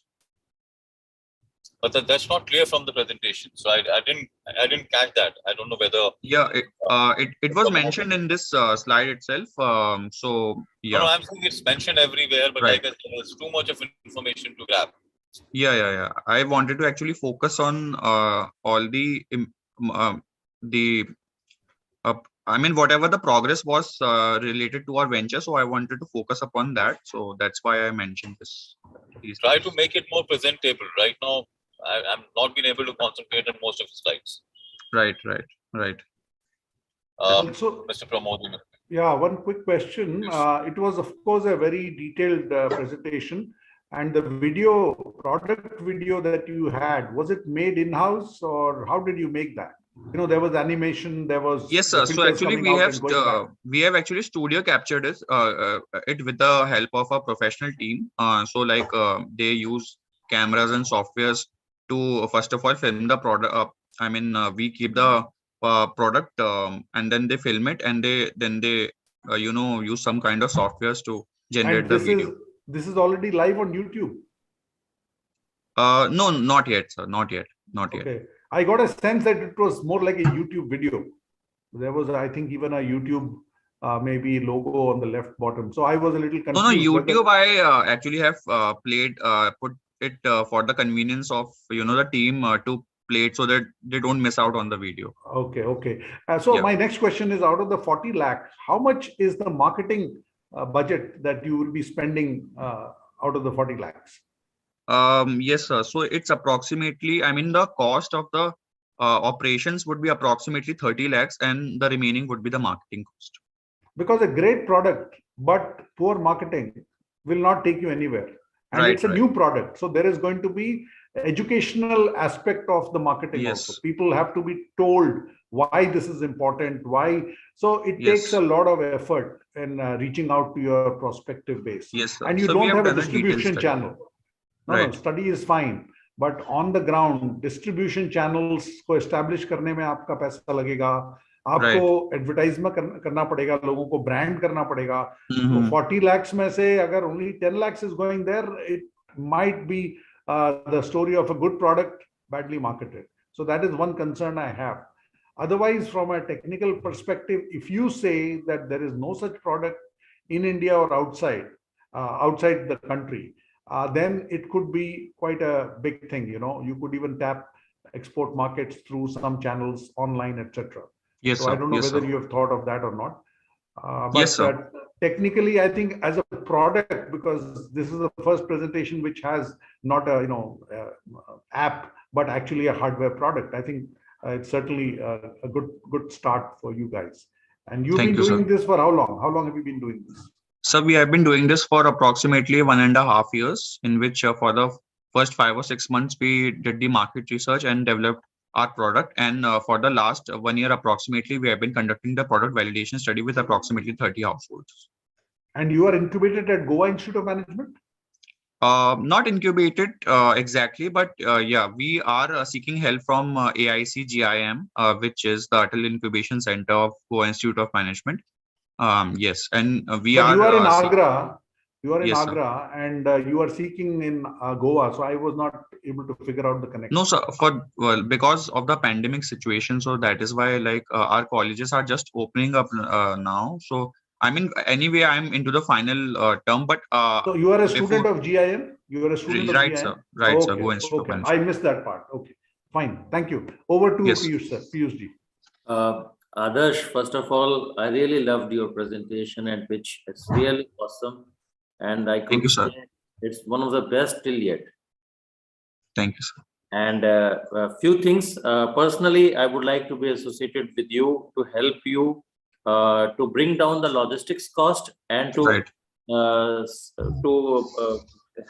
make this product available into domestic and international market also. Thank you, sir. Thank you My so vast much. experience of 2 decades into logistics, supply chain, and international marketing. Would like to be a part of this journey, and really, it's awesome. It's a problem-solving product. Really good. Few points I missed in your presentation. It's your family business or how it is? No, I mean we have just started this as a sub brand under our parent organization, but we would be eventually launching it as a separate entity itself. We Okay. want to, yeah. So the company incorporation, everything has been done, or it's yet to be done? I mean, the chimney, the brand name incorporation has to be done, but we are currently operating under a parent organization, which is called Gopal Enterprises. So Okay. that's the things. Okay. Have you filed IPR? Yes, sir. We have actually filed a design patent for this product, and we are also seeking a utility patent also. This patent has applied. Yes, sir. This has been applied, sir. That's really good. And apart from it, I would like to know about your team. Right, sir. Current size of So the team. yes, sir. So I mean, apart from me, sir, I also have my brother who is a mechanical engineer. So he has really put in a lot of effort in developing this product, and he is also closely looking after the production part while I'm looking after the marketing and the finance sides. And we also have got mentorship support from people both from academic and as well as industrial backgrounds. So we also have got, as I mentioned, we have also got a lot of mentorship from AIC GIM as well. So this is what we have currently, and we have a strong backing for this. Lovely.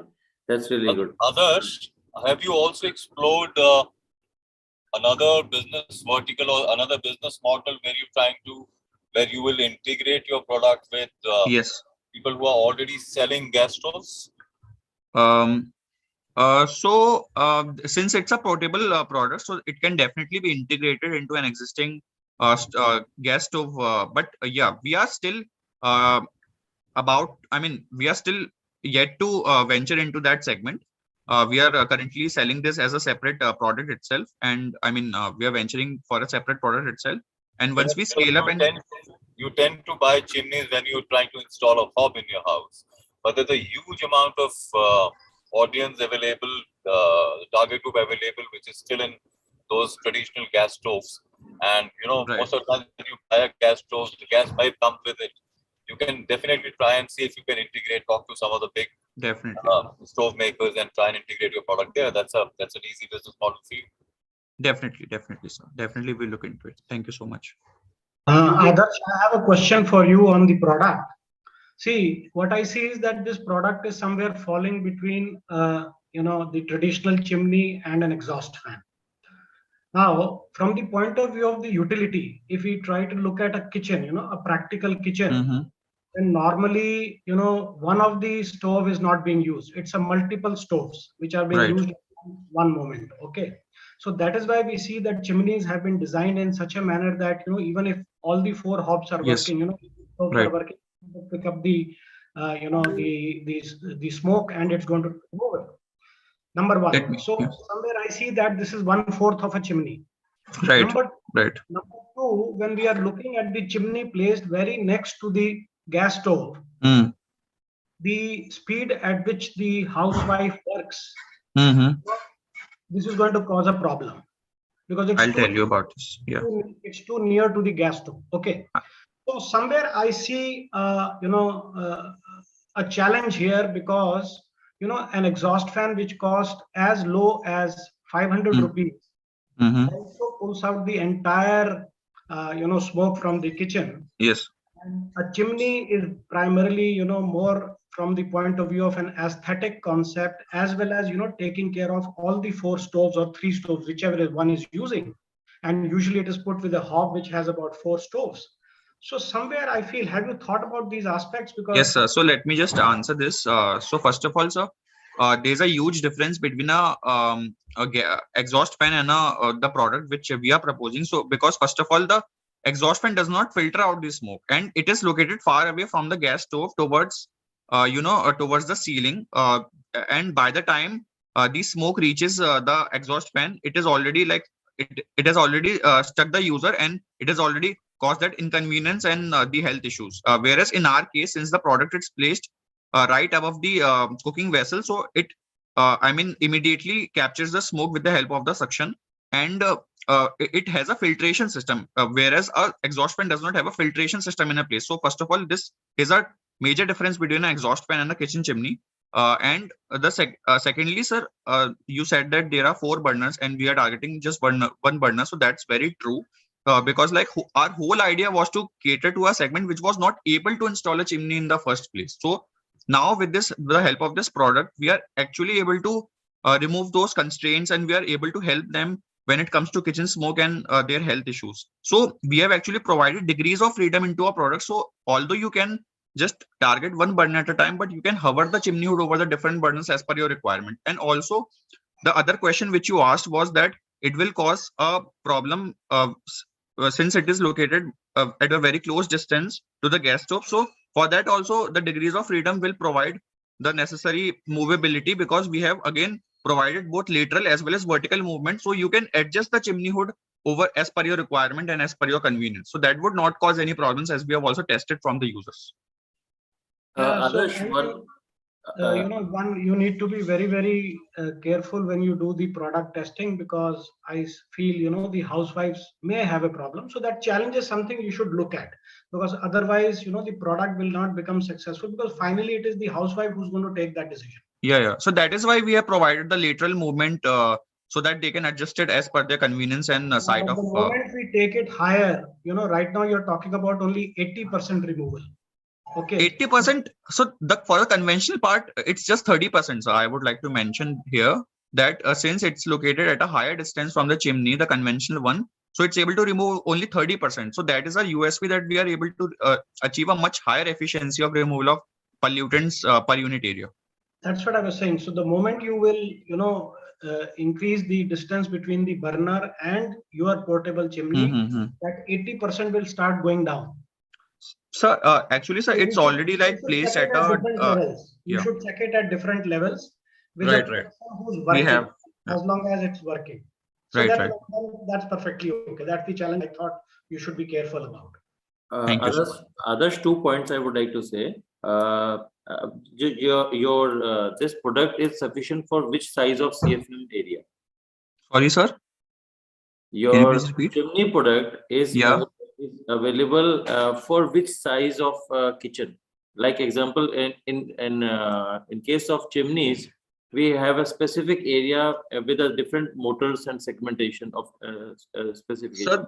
So this product is applicable for all sizes of the kitchens, because like from a big kitchen to a small kitchen where the space is very constricted and you cannot install a conventional chimney, because like also I would like to give an example of my case only, that in my house, the kitchen is placed in such a way, although this space is ample to install a conventional chimney, but it is placed in such a way that it is very far away from the outlet, and I'm not able to do the civil work. And even if I'm able to do it, that's very costly. So that is why this product would come in handy in every sort of kitchen, because it's a portable appliance. And we also have the pedestal mounted version where it's like a table lamp, and you can just place it over any of the cooktops, like the induction cooktop, if you feel like. So that's the thing. Okay, fine. But in a large size industrial kitchen, you would not be, you have to have 20 of them hovering around? No. So we are not, that is not our target segment. First of all, if it's a large and a commercial kitchen, then they would obviously go for a conventional chimney. Our focus is more towards the people who are not able to install a chimney in the first place. That Okay. is our And what major is focus. what is the frequency of filter change and the cost of the filter? Yes, sir. So currently, from our validation study, we are able to achieve in a life of the filters to about 1 year to just over an year, depending upon the usage. And you also have to clean the filters in a matter of approximately 1 month. That is also the case with a conventional chimney, but it's also a very easy process as compared to that, since you don't have to call a service personnel every time, and you can do it from your own end. You just have to take out the filters, clean them with water and soap, and then put them back. And the cost of the filters is about 400 to 450 as we're incurring right now, but we would further be reducing it by at least 20% once we achieve economies of scale. Okay, thank you. Yes, sir. Good presentation. Thank you, sir. Thank you, judges, for your feedback. Now, I would like to call the next team. Let's spin the wheel. Thank you so much, everyone.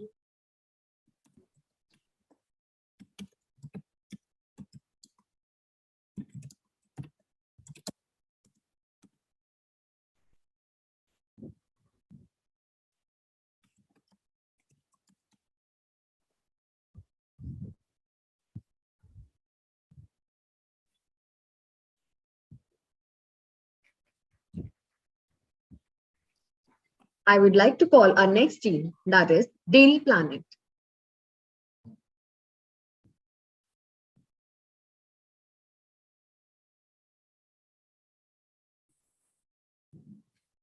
Yes, we are here.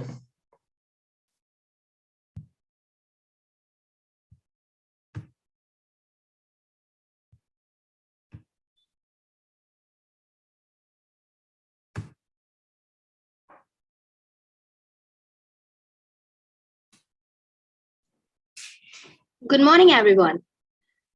Our team is Dairy Planet. Best for you, best for the planet. Next slide. So let's discuss the problems that we have in our country right now. Do you know that over 120 million people in our country are suffering from GERD, and over 30% have chronic acidity? And these are sourced from the diets we have. We don't have a sustainable and animal cruelty-free system of milk production. Next slide. The lactose milk that we use in our diets in our normal days is not good for our health. If a child uses this milk every day, it may cause him constipation and in long term obesity and even iron deficiency. In adults, if you take too much of this product, lactose product, you can have acidity, GERD, and in long term, it may also cause your esophagus to shrink, which can cause even breathing problems. In our country, 7 to 11% people are lactose intolerant. That is clinically proven. But most of us don't even know what lactose intolerance is, and we don't get allergy tested. So the studies have found that more than 20% people are actually intolerant to lactose, and they don't know it. Next slide.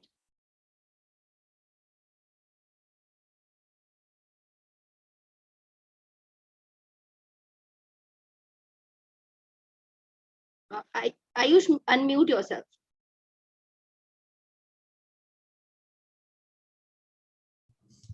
Sorry for the inconvenience. So, as we all know, that animal cruelty is a very big problem in our community.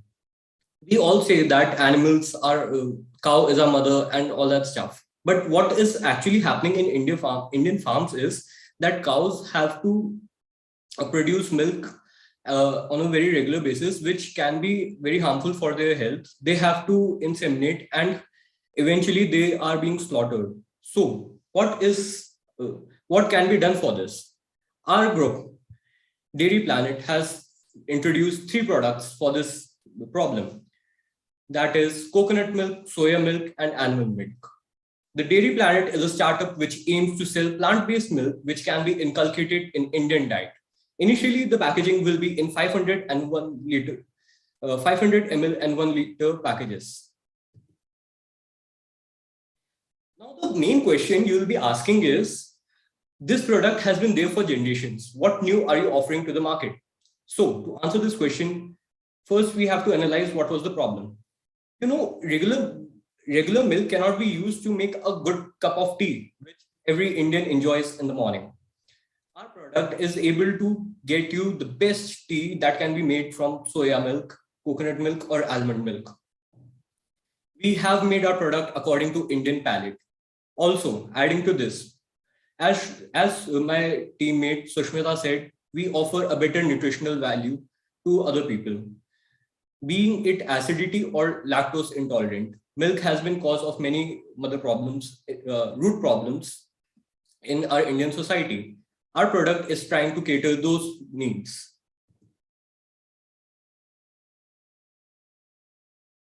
The vision of our company will be contributing to consumers' diet with nutritional products sustainably. The mission will be delivering high quality products of paramount importance to us. We strive to do this while being sustainable. Our team, I am Sushmita Singh, co-founder of the startup, and I have experience of working with startup companies, and I'm a tech graduate. And myself, Ayush Singh. I'm co-founder of Dairy Planet. I have experience from The Obroys and Cozy Greens. I'm a hospitality graduate pursuing management. Speaking of business model, so what we'll be doing is we'll make an app and the customer will be charged on subscription basis. The value of product will be around 100 to 140 rupees per liter. Initially, we are thinking of selling the product only in cities of Mumbai and Pune because the target segment in this product is a high-end household. In order to reduce spoilage, bulk raw material will be stored and milk will be made on basis of demand forecast. So this is a benefit that we have as compared to traditional milk. What traditionally happens is farmers take milk from the cow and then they have to deliver it to the company and the company has to deliver it to the customer in a very limited period of time. What we are doing is that we'll make this, we'll have the raw material with us and according to our demand forecast, we'll make the milk according to the need. Initially, what we are thinking as promotional ideas is we'll sell small Tetra packs for the sampling or we'll give it free for people to enjoy a cup of tea. We'll make soya milk chai stalls for brand awareness. We'll ask people to try our tea and compare it with regular cup of tea. We are thinking of a holistic marketing approach, omni-channel approach, wherein we'll be using multiple channels such as Instagram, Facebook, YouTube, in order to create awareness about our brand. Now, talking about cost. As per our research, each machine will cost us around 20 to 25 lakh per product. Now, adding to this is the cost of rent, logistic and supply chain, IT, labor, licensing and contracting, and marketing costs. Here we are thinking that marketing cost will initially be a little bit higher as we are also giving introductory prices, and our major aim for the initial years will be to acquire a larger customer base. Now, talking about our ideal business model, as we discussed the problems, we need an alternative to the traditional milk that has more nutritional value and is more sustainable. So our segment will be high income households and only urban people. So average token size of an order on our website or app would be of rupees 200. That is, a person on an average will order of 200 rupees. So then we will have, because it's a milk product, we cannot have too much margin. So we will have 7 to 10% profit margin on that cost. We are thinking of delivery and delivery boys to be outsourced to a third-party delivery system. And we want every delivery person to deliver at least 50 to 100 households in a time of 5 a.m. to 8 a.m. Now the expected order sales would be 60,000 orders every month. Because it's a daily usage milk product, people will be buying it and the delivery will be easier because people live in high societies, they live in buildings, so delivery will be easier because they all live near to each other. This will also create brand awareness, because if your neighbors are buying soya milk, you will also try it, and this will increase our orders every month. Now, if you ask me, if the profit margins are so low, how will you have more revenue? So as of now, we are only offering milk products, but in future, we will also offer organic biscuits, multigrain breads, and we will expand in a steady manner. So that was all from our side. The house is open for questions. Thank you.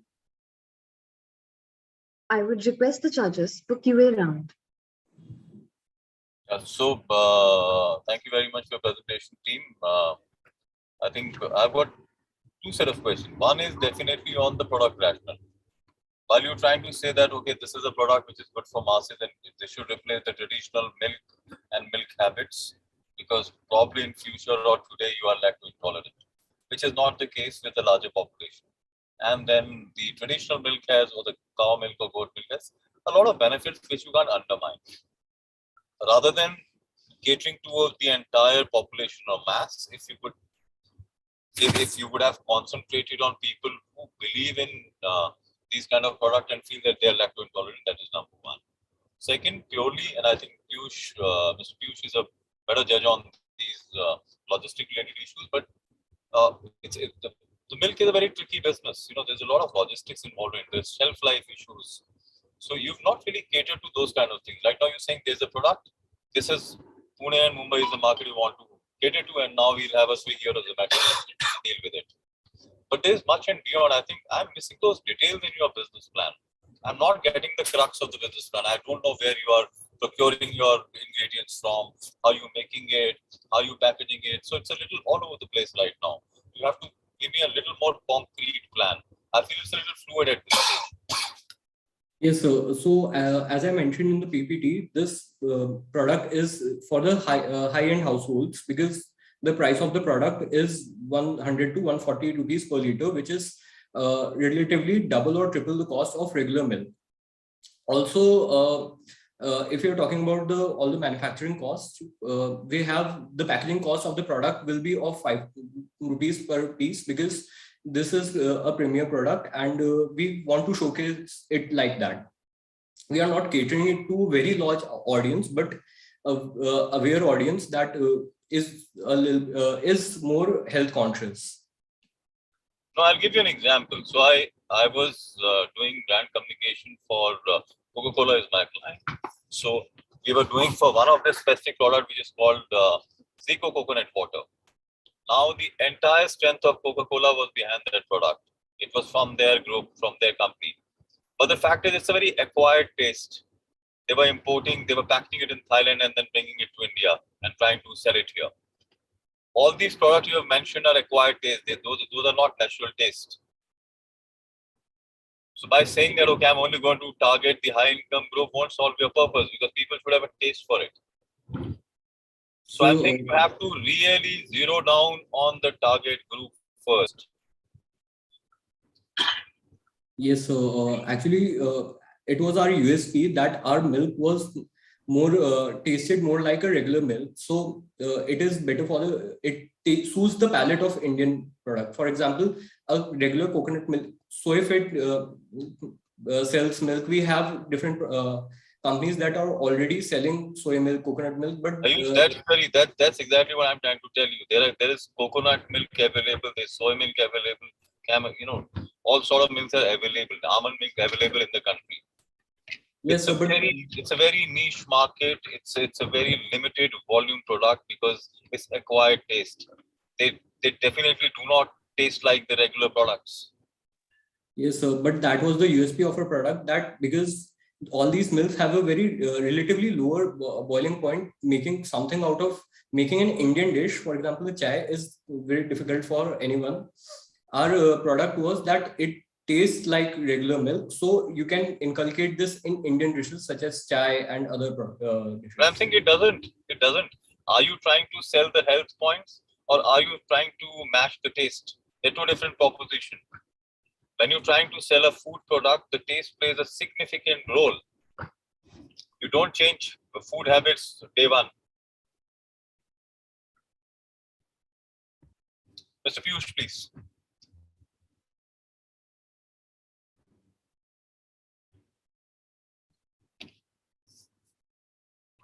Piyush ji, are you going first?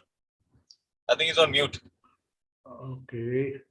Okay, I'll go. Have you decided to be a manufacturer or a distributor or both? So the distribution part will be done by a third party. Initially, we are thinking of manufacturer because the cost will increase if we distribute it ourselves. And it'll be in cartons, right? You'll be distributing in cartons. Yes, sir. Tetra Pak will be there. The premium. So packaging why not just tie up with retailers? You know, the big baskets of the world, and so many. Most people who are affluent actually go out and shop in a supermarket. They don't wait for their doodhwala in the morning from 5 to 8. And that also, 5 to 8 is a mental concept because of cows. Cows are milked early in the morning, and fresh milk is delivered 3 to or 5 to 6 or 7 a.m. I think in your milk, if that is not, the production is happening 24/7, if I assume that to be the case, then you don't have to deliver in the morning. Many of them may not even wake up that early. So for them, it is better that they pick it up from there. Your distribution costs will go down because you are now doing B2B. Because B2C in places like Bombay and Pune, I mean, your fuel costs, the third party is going to put their margin on it and all that. So I was a little confused why you are trying to be end-to-end for this particular product. Second is pricing is 100 rupees per liter for all three types.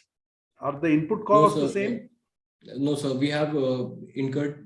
When we are calculating the cost, we have stated it to be 100 to 140 because all the three products, the cost will be a little bit different because if you're talking about soya and coconut, almond milk will be comparatively very on the higher side. Yeah, Whereas so exactly. will be less. So the 100 is like more of an average of all the three. Is that what you're saying?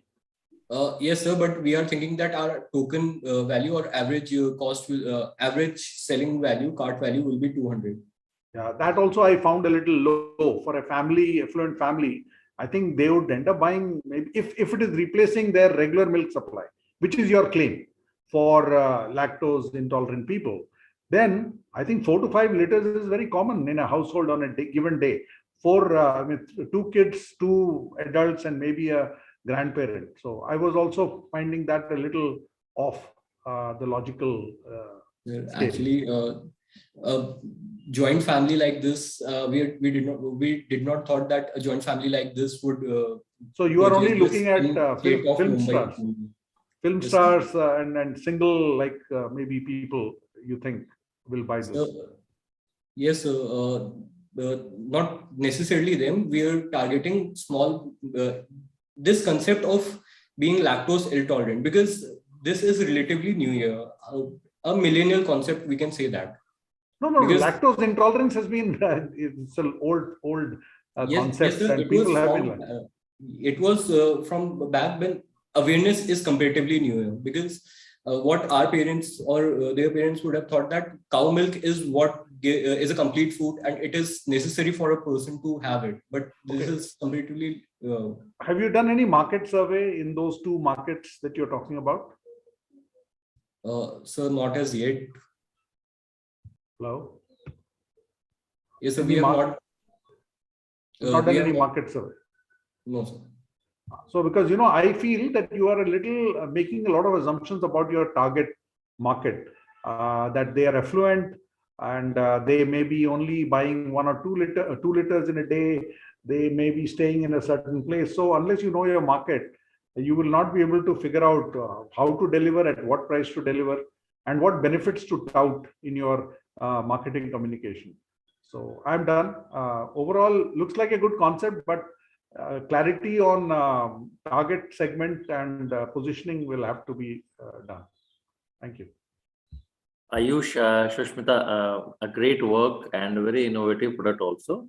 But you are not the first mover into this. Already a lot of large players are into this segment. I'm particularly handling this segment. Have you heard the name Ruchi Soya? So Ruchi Soya is already into this field, and they are the largest operator in the market. Nutrela and this, they are the largest operator in this market. They have gone through segmentation of Tetra Pak and various pouches also.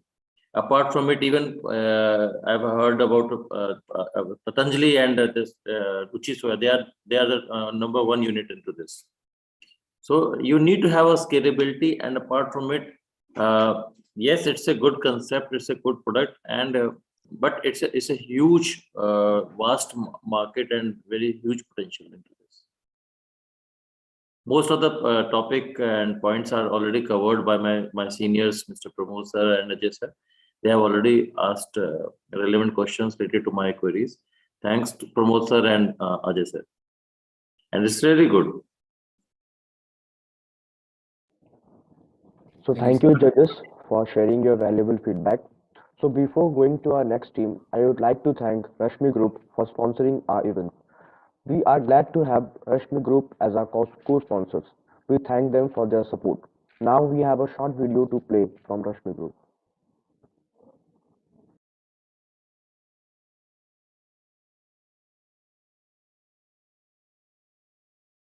According to the ancient Indian philosophy, the universe is comprised of 5 elements.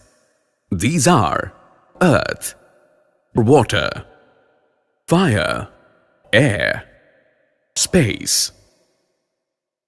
The modern medical science confirms that 60% of the body contains water.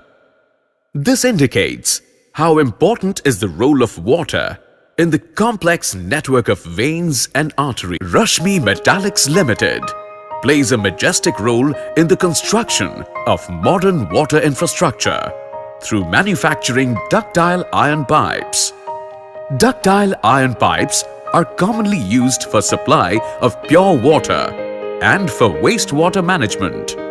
Rashmi Metallics Limited pertains to the 1200 crore Rashmi Group of Industries, one of the leading industrial groups from eastern coast of India, specializing in the arena of production of steel, mineral trading, cement, electronics, and healthcare.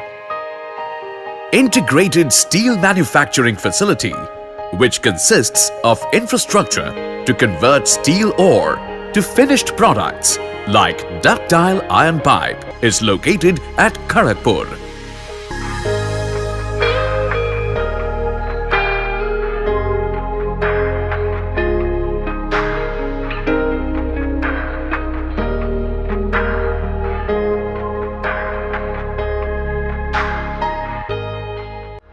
Liquid metal received from the blast furnace is transferred to induction furnace. Important parameters like temperature, time, current of 8 numbers induction furnaces are controlled by computer logic. The temperature of liquid metal is raised or superheated to 1400 to 1550 degrees centigrades in the induction furnace, and the composition is adjusted and further homogenized.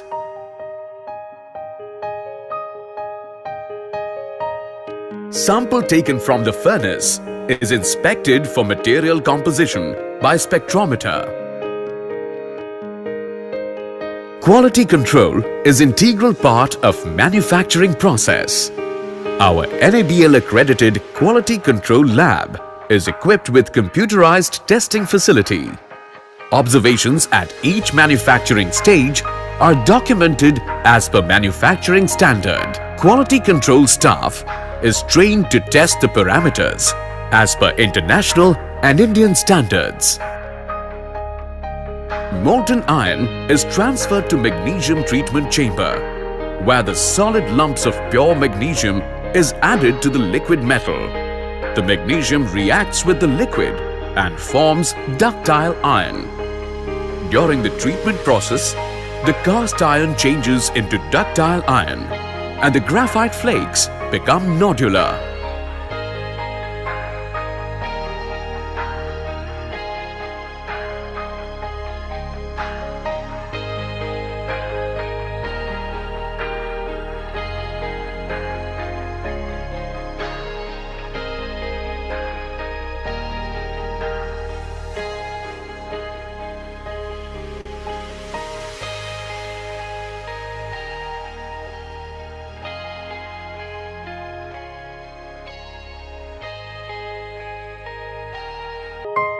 The socket profile of the pipe is formed by sand core. The cores are made by state-of-the-art technology. Sand, resin, hardener are mixed in specific proportion to build up strength. The cores are refractory coated and further dried so that the pipe gets its required socket finish during casting.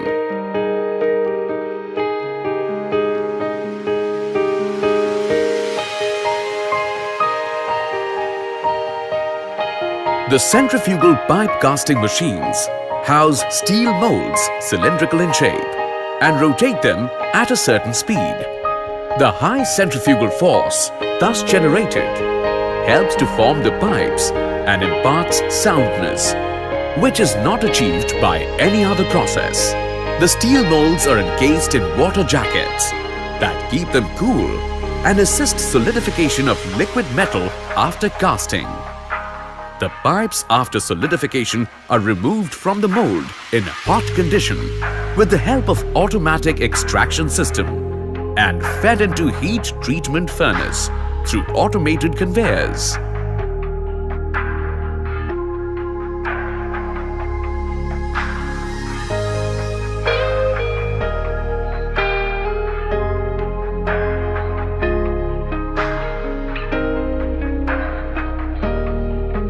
The heat treatment furnace is a heating chamber through which pipes are rolled from entry end to the exit at the predetermined speed and controlled temperature.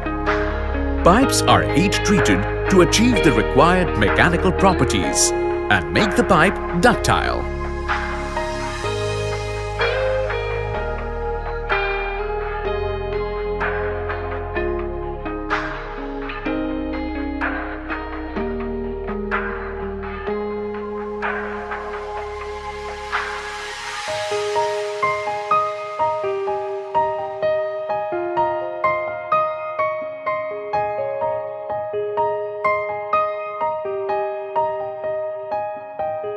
The inside wall, and most importantly, the socket of the pipe barrel is cleaned by grinding. Deburring operation is carried out to remove sharp edges and to attain smooth finish.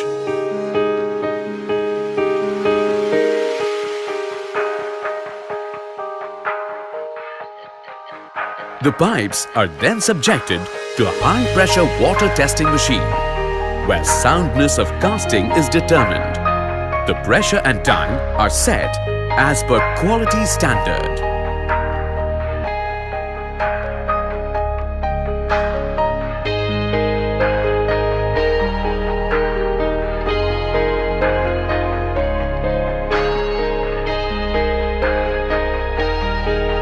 The pipes are then internally cement lined with cement and sand slurry. The pipes are then transported mechanically onto a cement lining rotating station, where they are rotated at extremely high speeds. Lining is applied on internal surface of the pipe barrel using centrifugal pipe rotational equipment, which sustains high-speed acceleration on the applied lining. The high centrifugal force with controlled vibration makes the cement slurry adhere to the inner walls of the pipes, and the excess water is squeezed out. The method of rust prevention. The pipe is coated with a thin layer of zinc. This stops oxygen and water reaching the metal underneath, where the zinc also acts as a sacrificial metal. 2 strands of zinc wire of high purity are fed through small guns under strong electric current. This starts an arc of molten zinc, which is blown at high velocity on the surface of the pipe by a high-pressure air jet. Then the pipes move to bitumen painting section, where the exterior of the pipes is subsequently given coat of bitumen of desired thickness. Rashmi can offer epoxy coating as per the requirements of the customers.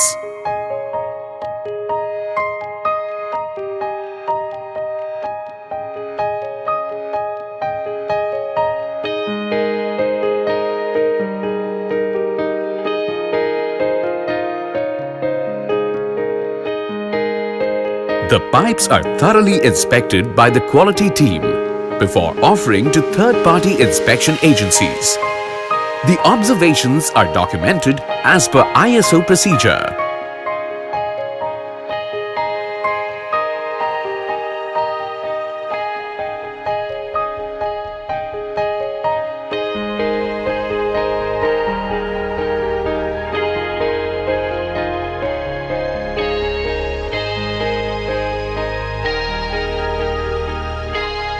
Finished pipes are washed, disinfected before dispatches.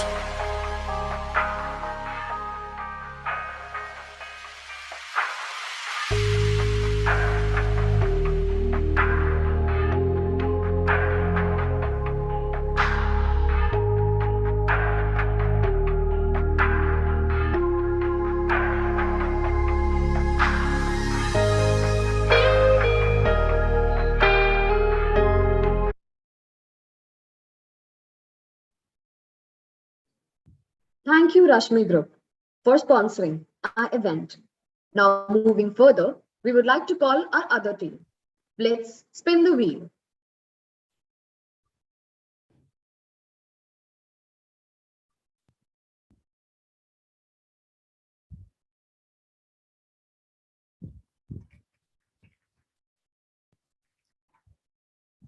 So, the next team is Jatin.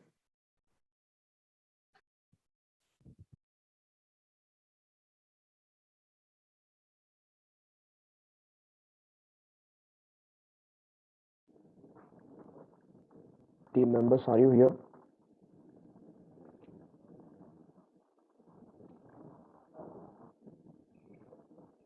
Is the team not here? Yes, I am present.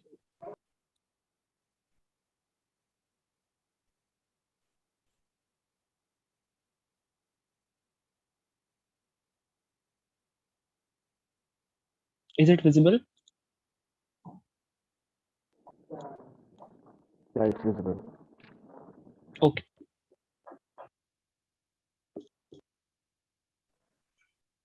Please put it on full screen. Yes, sir. I'm...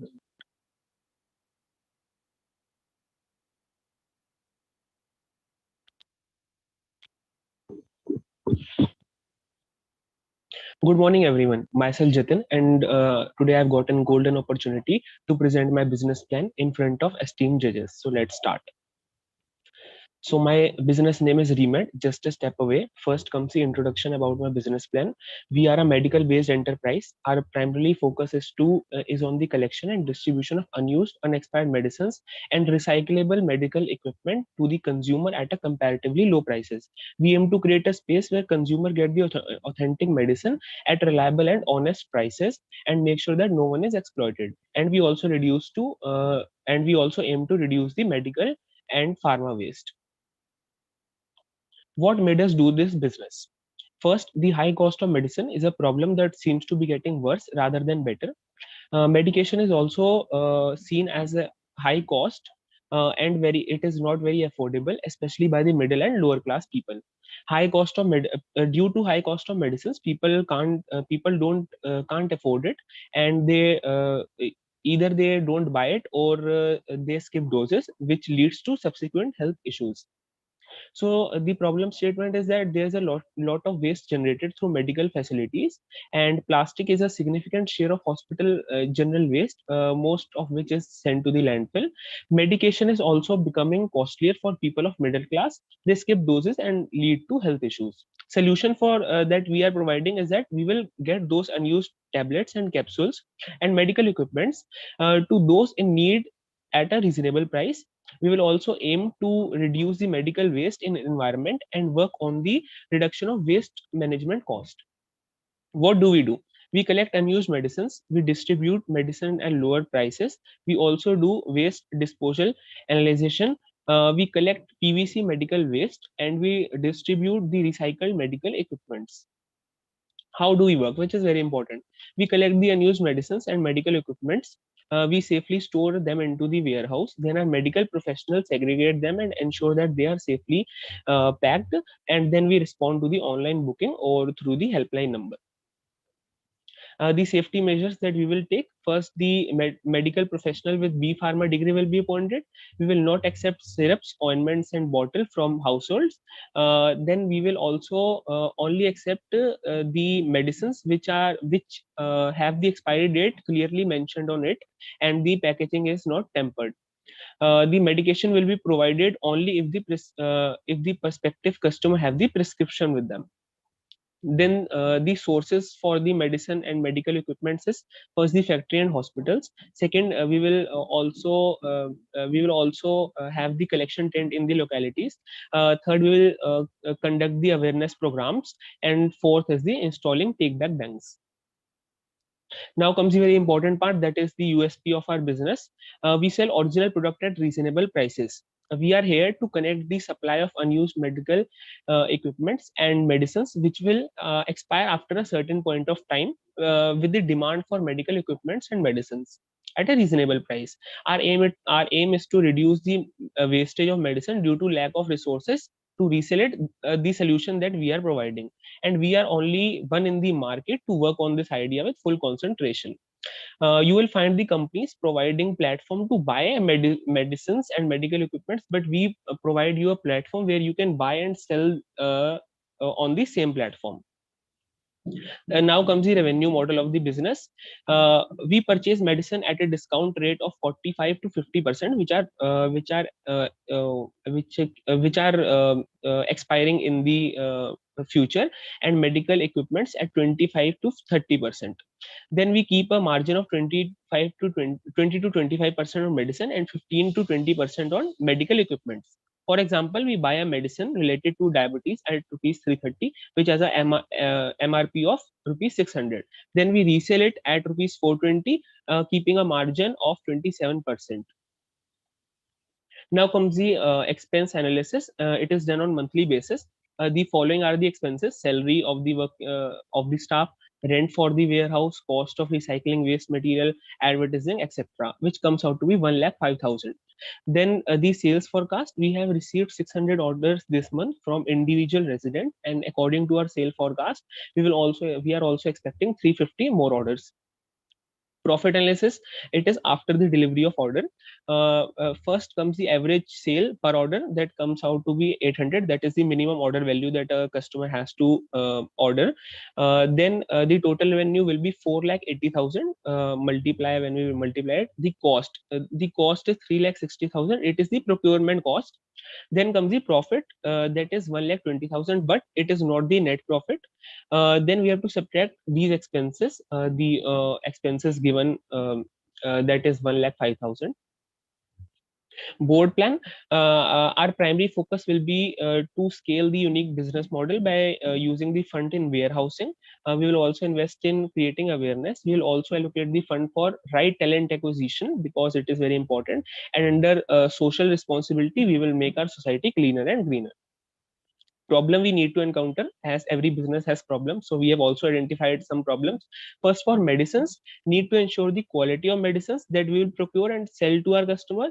For equipments, we need to invest in manufacturing and recycling facility, for which we will be asking funds in the last. And third is the building trust, that why customer will come to us and not to the other online medical platform. We are the only one, but other medical in which they are getting directly from the manufacturer. A need of funds: for getting funds, for getting funds to expand our business, we will approach the venture capital firms to invest in our business, and in return we will give them the equity stake in our company. We are offering 10% equity stake in our business against a funding of rupees 25 lakh. And the requirement is given below. First is to set up new warehouse for increased capacity. Second is to focus on application development of the company. Third is for the right talent acquisition. And fourth is on the spending and improvement of supply chain. Further steps: if in case we are unable to get the funding from the venture capital firms, we will try in Shark Tank India too. Then we will work with our full focus to make our business profitable and prosperous. Next comes our 6 to 7 year plan. that is that we will raise the more funds for increasing our business, for expanding our business, and get listed in the stock market. SWOT analysis. Strength are the first low cost procurement. Second is the unique business model with the sustainability of industry, that is pharmaceuticals.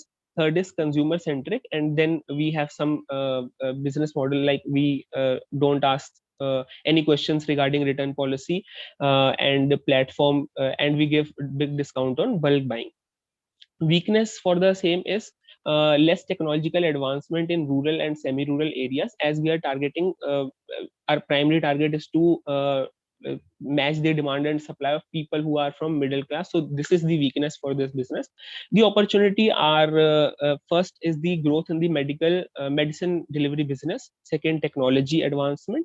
Third will be people emotions to easy shipment at their doorstep also lead to growth in the business and improvement in the supply chain, and social media is creating its buzz. That's for this industry is that the industry still presents enticing entry opportunity, especially from the giant out there, and low trust margins. Now comes our focus. First will be the online availability. Second will be the market competition. Third will be the cost efficiency, and fourth will be the profitability. So for online availability, customer will find it easy to order online rather going to medical stores. For cost efficient, being cost efficient is very important for being profitable. We will keep our profit margin low in the starting, and then we will increase to have a large customer base. Competition, we don't have any direct competitor in the market, but we will keep our research, full research, that to know that which competitor are getting into this market and copying our business model. Fourth is the profitability. The channel of sales and marketing we will use for: first, advertisement. Second is online marketing. Third is offline promotion techniques, and setting up call center.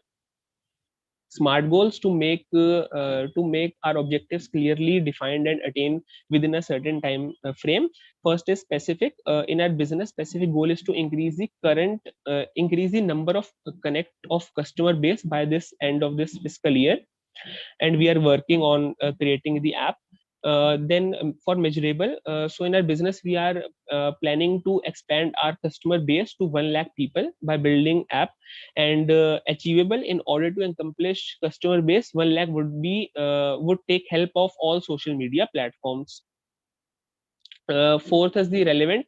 By increasing the customer base through mobile application, we would eventually expand our business to various parts of the country. For time bound, we have decided to achieve our goal in 2022-2023. Now, these are the workforce decisions that we would be taking. First is demand planning, that how much people we need for a certain role. Second is the employee job satisfaction, that the people who are working in our organization are fully satisfied and they are motivated to work more and more and give their productivity. Third is the feedback system. We will also add a feedback system in our company, and which will be unbiased and anyone can give their feedback. To make our hiring process easy, we will also introduce a software, that is applicant tracking system, which manages and makes the hiring process easy for us. The reason for selection are given below, like screen candidates with predetermined assessment and run background check. It maintains a database of new applicants and people who may be prospects for future opening. Thank you. Thank you, Jatin. Now, I would like to request judges for QA round. Jatin, personally, I love the idea. It's a great idea. Thank you, sir. But there are few shortcomings here. For example, when you quoted an example, how the entire system is gonna work. This sector is highly licensed and regulated. Okay, so if somebody needs a medicine, he has to go through a process. Not talking about OTC products, I'm talking about products which are prescription based. So Yes, you've not taken into account the entire ordering mechanism. That needs to be outlined. Second, most of the time, the unused medicines are given, and in certain societies, in my society also, we've got a box where we can just give it there. But the fact is, it's largely a CSR. I don't want to sell it, I want to give it. Okay. So when you're making it a commercial model, the people will be really hesitant, and then the entire set of negotiation. What is the right price of that medicine? Yes, all sir. that question needs to be answered. Third, Yes. how do you identify the kind of audience you're looking at, and how are you going to map that audience, and how they're going to order? So like you said, online is fine. So most of the places now people have started ordering medicines, and these set of apps available in the market today also give you cut medicine. So you can order exact number of pills or syrup bases you want to order. So all that aspect you need to cover. That aspect needs to be identified and find a solution for. I really believe there's a lot of strength in this idea, and both in terms of environment, sustainability, and in terms of getting it to right kind of people, this idea can work. Yes, sir. Sir, I take the last question. Sir, you were asking about the customer that we are targeting. So first, that our customer is middle class. The people, like sir, if I give you example, my personal example, my grandfather used to buy the medicine in bulk from the retail or the medical stores, and then he used to pile up in a box. He used to say that I don't want to go again and again, but at end of the year, after 6 months, 1 year, I used to find that he 1, 2 or 3 months were left in the expiry, and he did not need it. So I found that flaw, that people pile the medicines with themselves, and we are not only concentrating on the medicines, we are also concentrating on the medical equipments. Like sir, as you seen in the COVID times, many people, there was a demand for the oximeter, but now people are not using oximeter. Sir, I have in my house, but I'm not using it because I don't need it. My family member don't need it. But if you go in a medical hospital, a mohalla clinic, or a government or some medical institute, they are needing it. Okay, so we are not concentrated to the customer, the household customer. We can also work for the medical equipments, for example, for the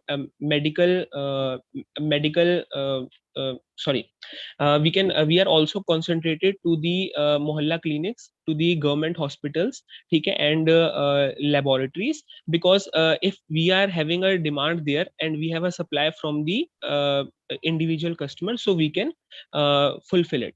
So we are not concentrated on the consumer as a particular individual. No, I get Sir, that, but yes, sir. Most of the mohalla clinics are government-run institutions.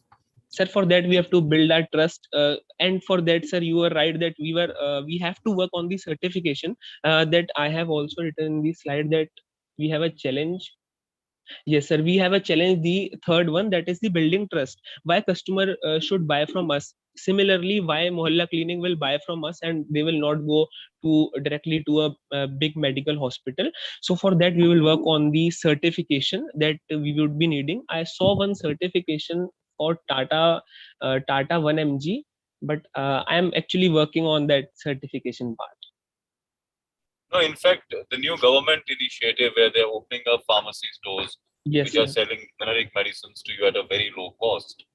So the competition is already building up.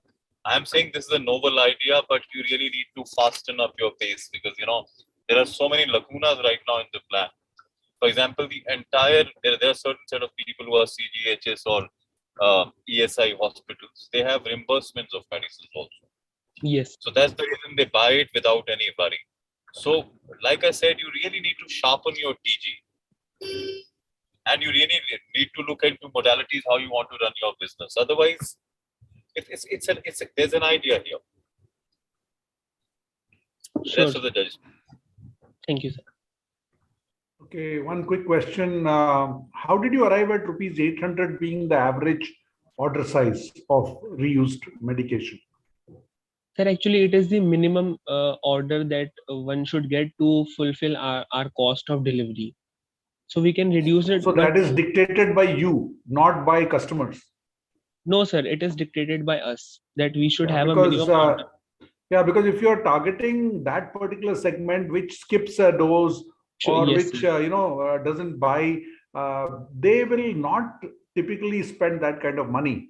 I have seen, people coming to a chemist shop. I am currently vacationing in Haldwani, which is my hometown, and there's a shop nearby. I was chatting with the pharmacist, and the people who come there, they are buying an average of 120 rupees, 80 rupees. They are coming, my mom has a headache or this. So the 800 rupees of reused order, that means at full price, that is more like a 2000 rupees or 1500 rupees. So I'm not very sure if you have done your market survey on that. It is an assumption that you have come to, but I think it's a little too high a ticket price for that segment of people to be spending on. And unlike your grandfather, many people may not want to hold medication. People don't have money. They want when they need it, just in time buying, they will do. So therefore, I feel that you have to do some fine tuning of this model. It could present a lot of challenges that you may not have foreseen at this point. In the interest of time, I will hold back any other questions. Thank you. Thank you, sir. Totally covered. Pramod sir, you have covered all the points. And Ajay ji, it's really most point is covered by sir.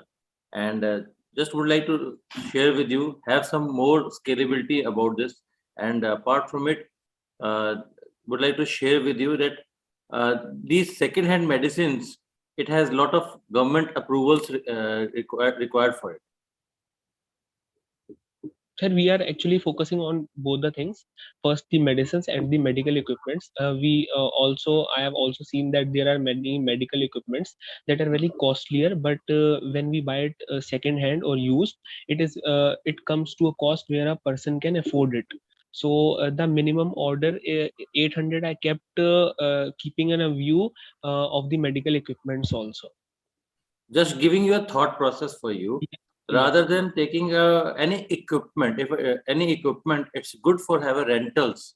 So start taking that equipment with you and giving it into the rental. It will give you a recurring income every day. Like if I talk about what you call oxygen ventilators, hospital beds, Yes, concentrators, oxygen concentrators, hospital beds. Then apart from it, medical devices. These devices are available to you at a second-hand cost. Like people set up their ICU, even ICU at home. Then after usage of that thing, it's an unused thing for them.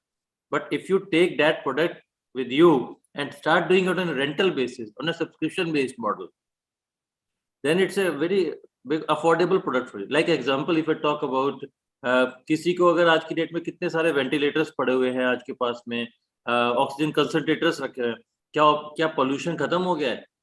Pollution खत्म नहीं हुआ अभी भी, but अगर आप आज की date में गवर्नमेंट फिर हाइप कर देगी, फिर लोग ढूंढना शुरू करेंगे ऑक्सीजन कंसंट्रेटर पकड़ो भाई रेस्पिरेटरी सिस्टम डिसऑर्डर्स के लिए.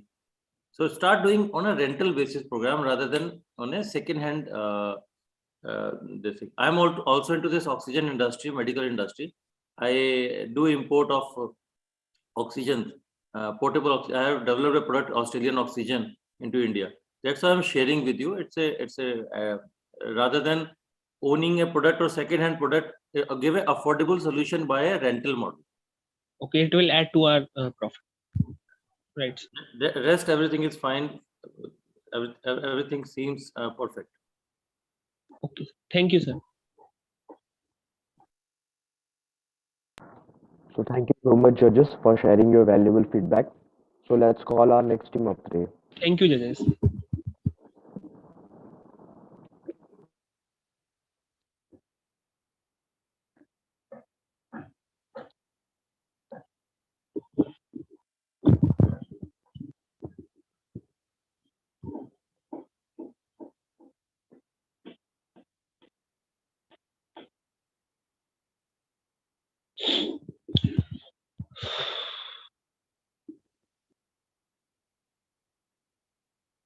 So our next team for the day is D1.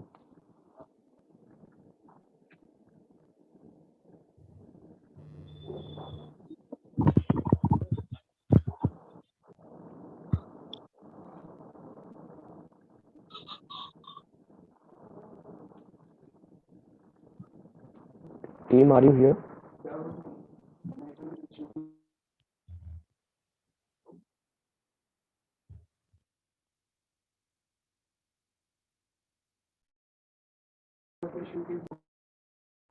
Okay, we can move to the next team.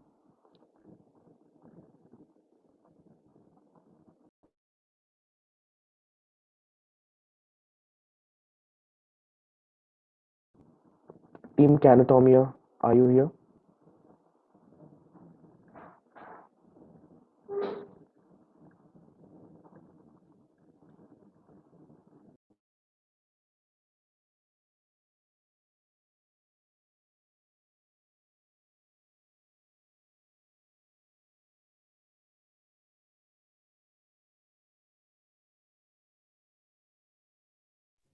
Team Canatonia, are you there?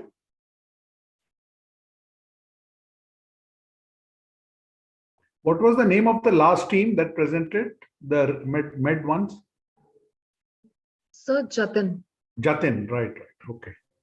So which is the next team you are calling? Sir Kayatonia. Actually, the one got some technical glitches, so they might be performing in the next. Okay.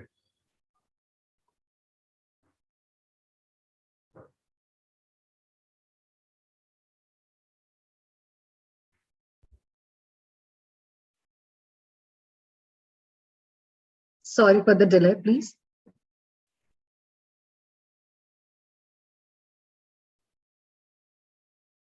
So audience, till then, if you have any questions, you can go for that.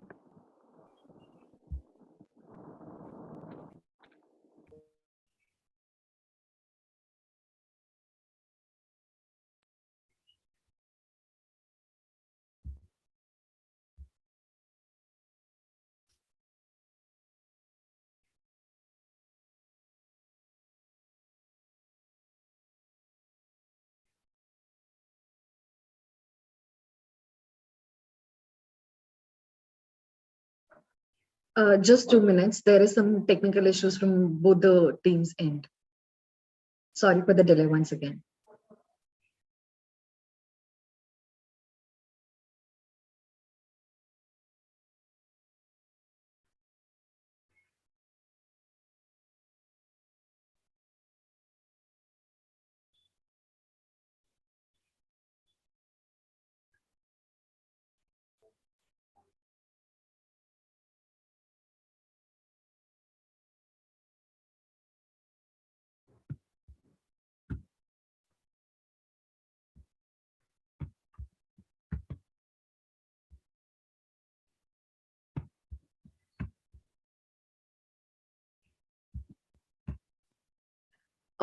Till the teams get connected back, we can go for the feedbacks.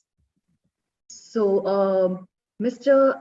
Ajay, sir, would you like to give some feedbacks to the teams? Yeah, so I think first of all, congratulations to all the teams. You had some great ideas and you really worked on your projects and really done well with your presentation. Since we work in the industry, we've spent some time here, so we have got a different outlook. It's not that what we're saying is a criticism, it's the critical evaluation of your, we just want to fine tune it. And some of the ideas were really nice. And please take our feedback as our insight into your business presentations and what exactly you want you guys to achieve and go from here. So all the very best for your future endeavors, and keep working on it, keep dwelling on it, and I think that's about it.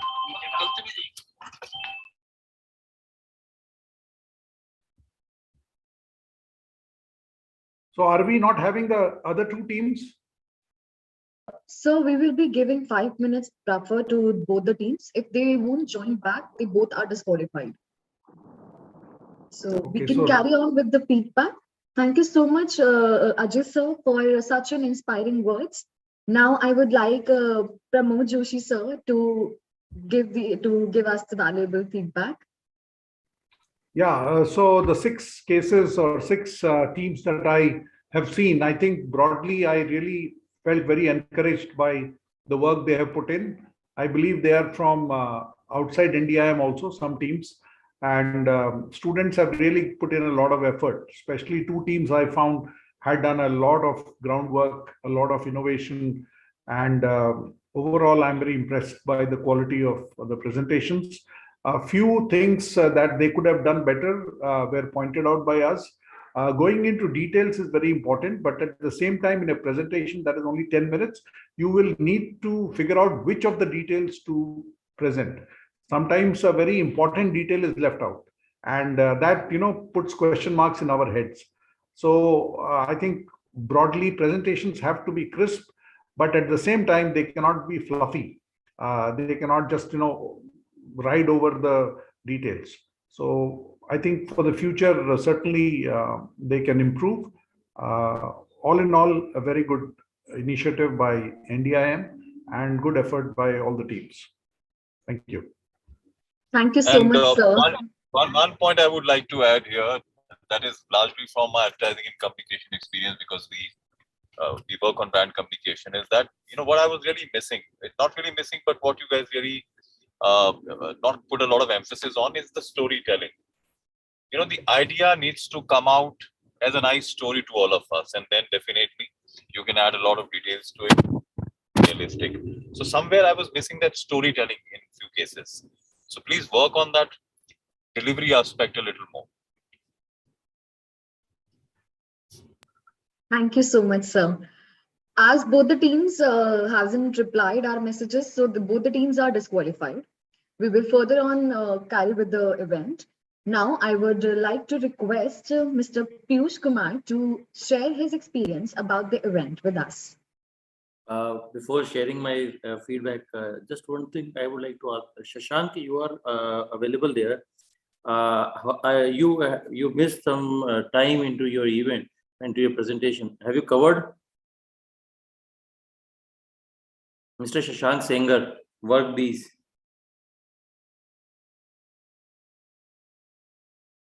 Shashank, you are on mute. Yes, sir. Shashank, you are from WorkBees team? No, sir. I was one of the coordinator in this. Okay, fine. Thanks to NDIM team for hosting such a marvelous event and encouraging young entrepreneurs for this emerging trend of being a Skill India and building nation towards entrepreneurship.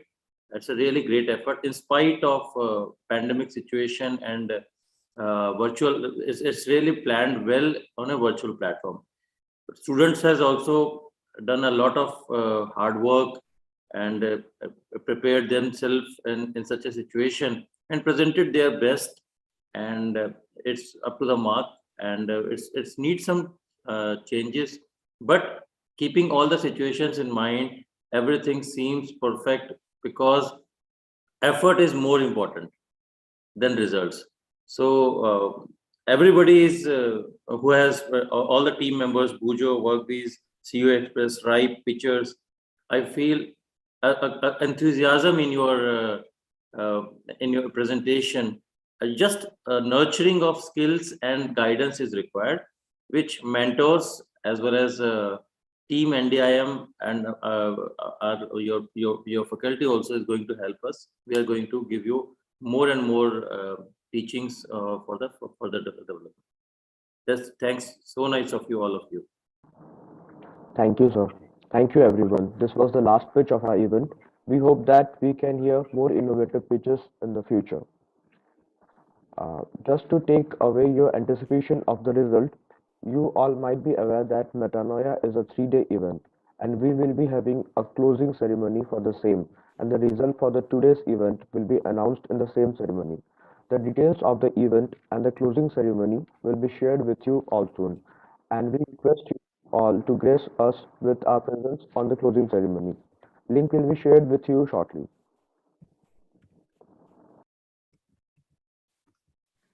Finally, we come to the end of all the performances for our event. It was our privilege to be your host for the event. It has been a truly pleasure, and you guys have been an amazing audience. Let's applaud once for all the audience. Radhika, maybe you can ask everybody to switch on their cameras so that we can take a group photograph. Thank Sure, you, sir. Piyush ji. Thank you, Ajay sir. Thank you, Pramod ji, for coming on the platform and judging the pitches. Yeah, everyone, just after 2 minutes, you can open up the camera for a photograph, for the group photograph.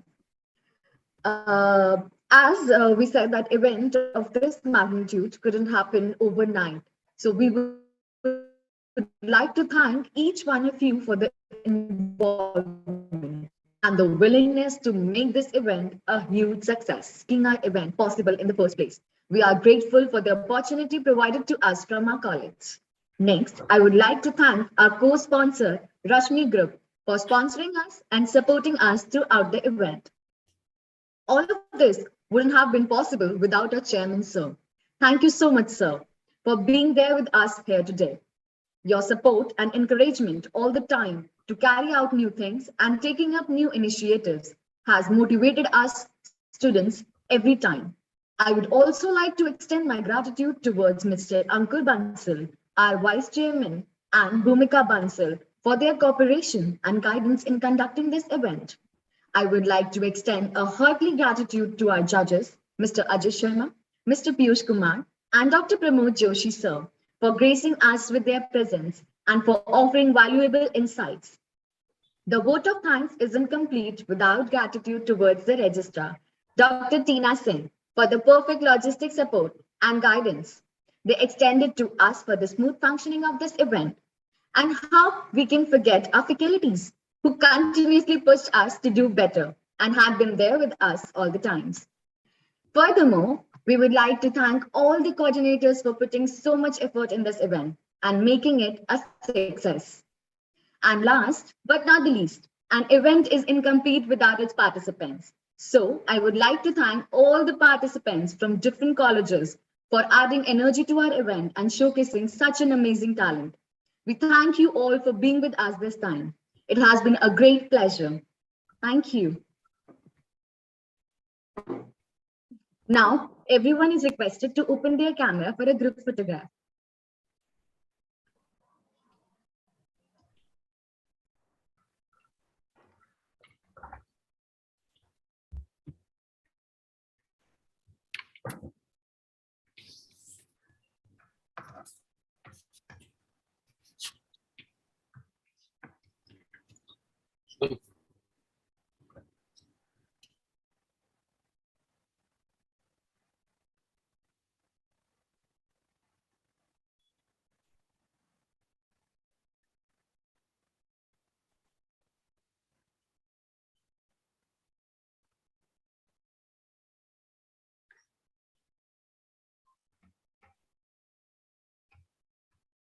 With this, we conclude our event, iPitch. Thank you everyone for such a great efforts. Thank you. Thank you for having me. Bye. Thank you, sir. Thank you, sir. Thank you. Thank you, sir. Thank you so much. Thank you, Thank you, participants. everyone. Pleasure meeting Thank you all. you, sir. Same here. Bye. Thank you, everyone.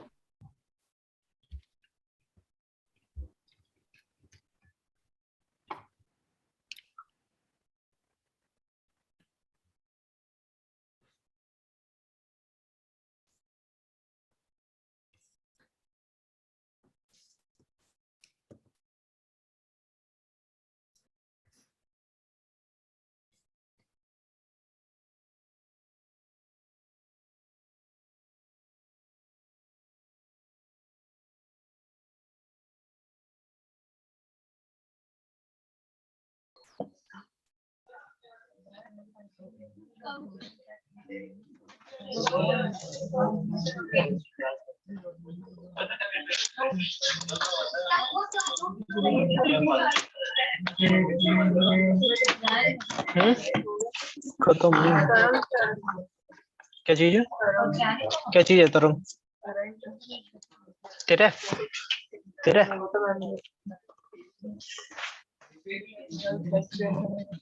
कौन है हाँ भाई बुलाया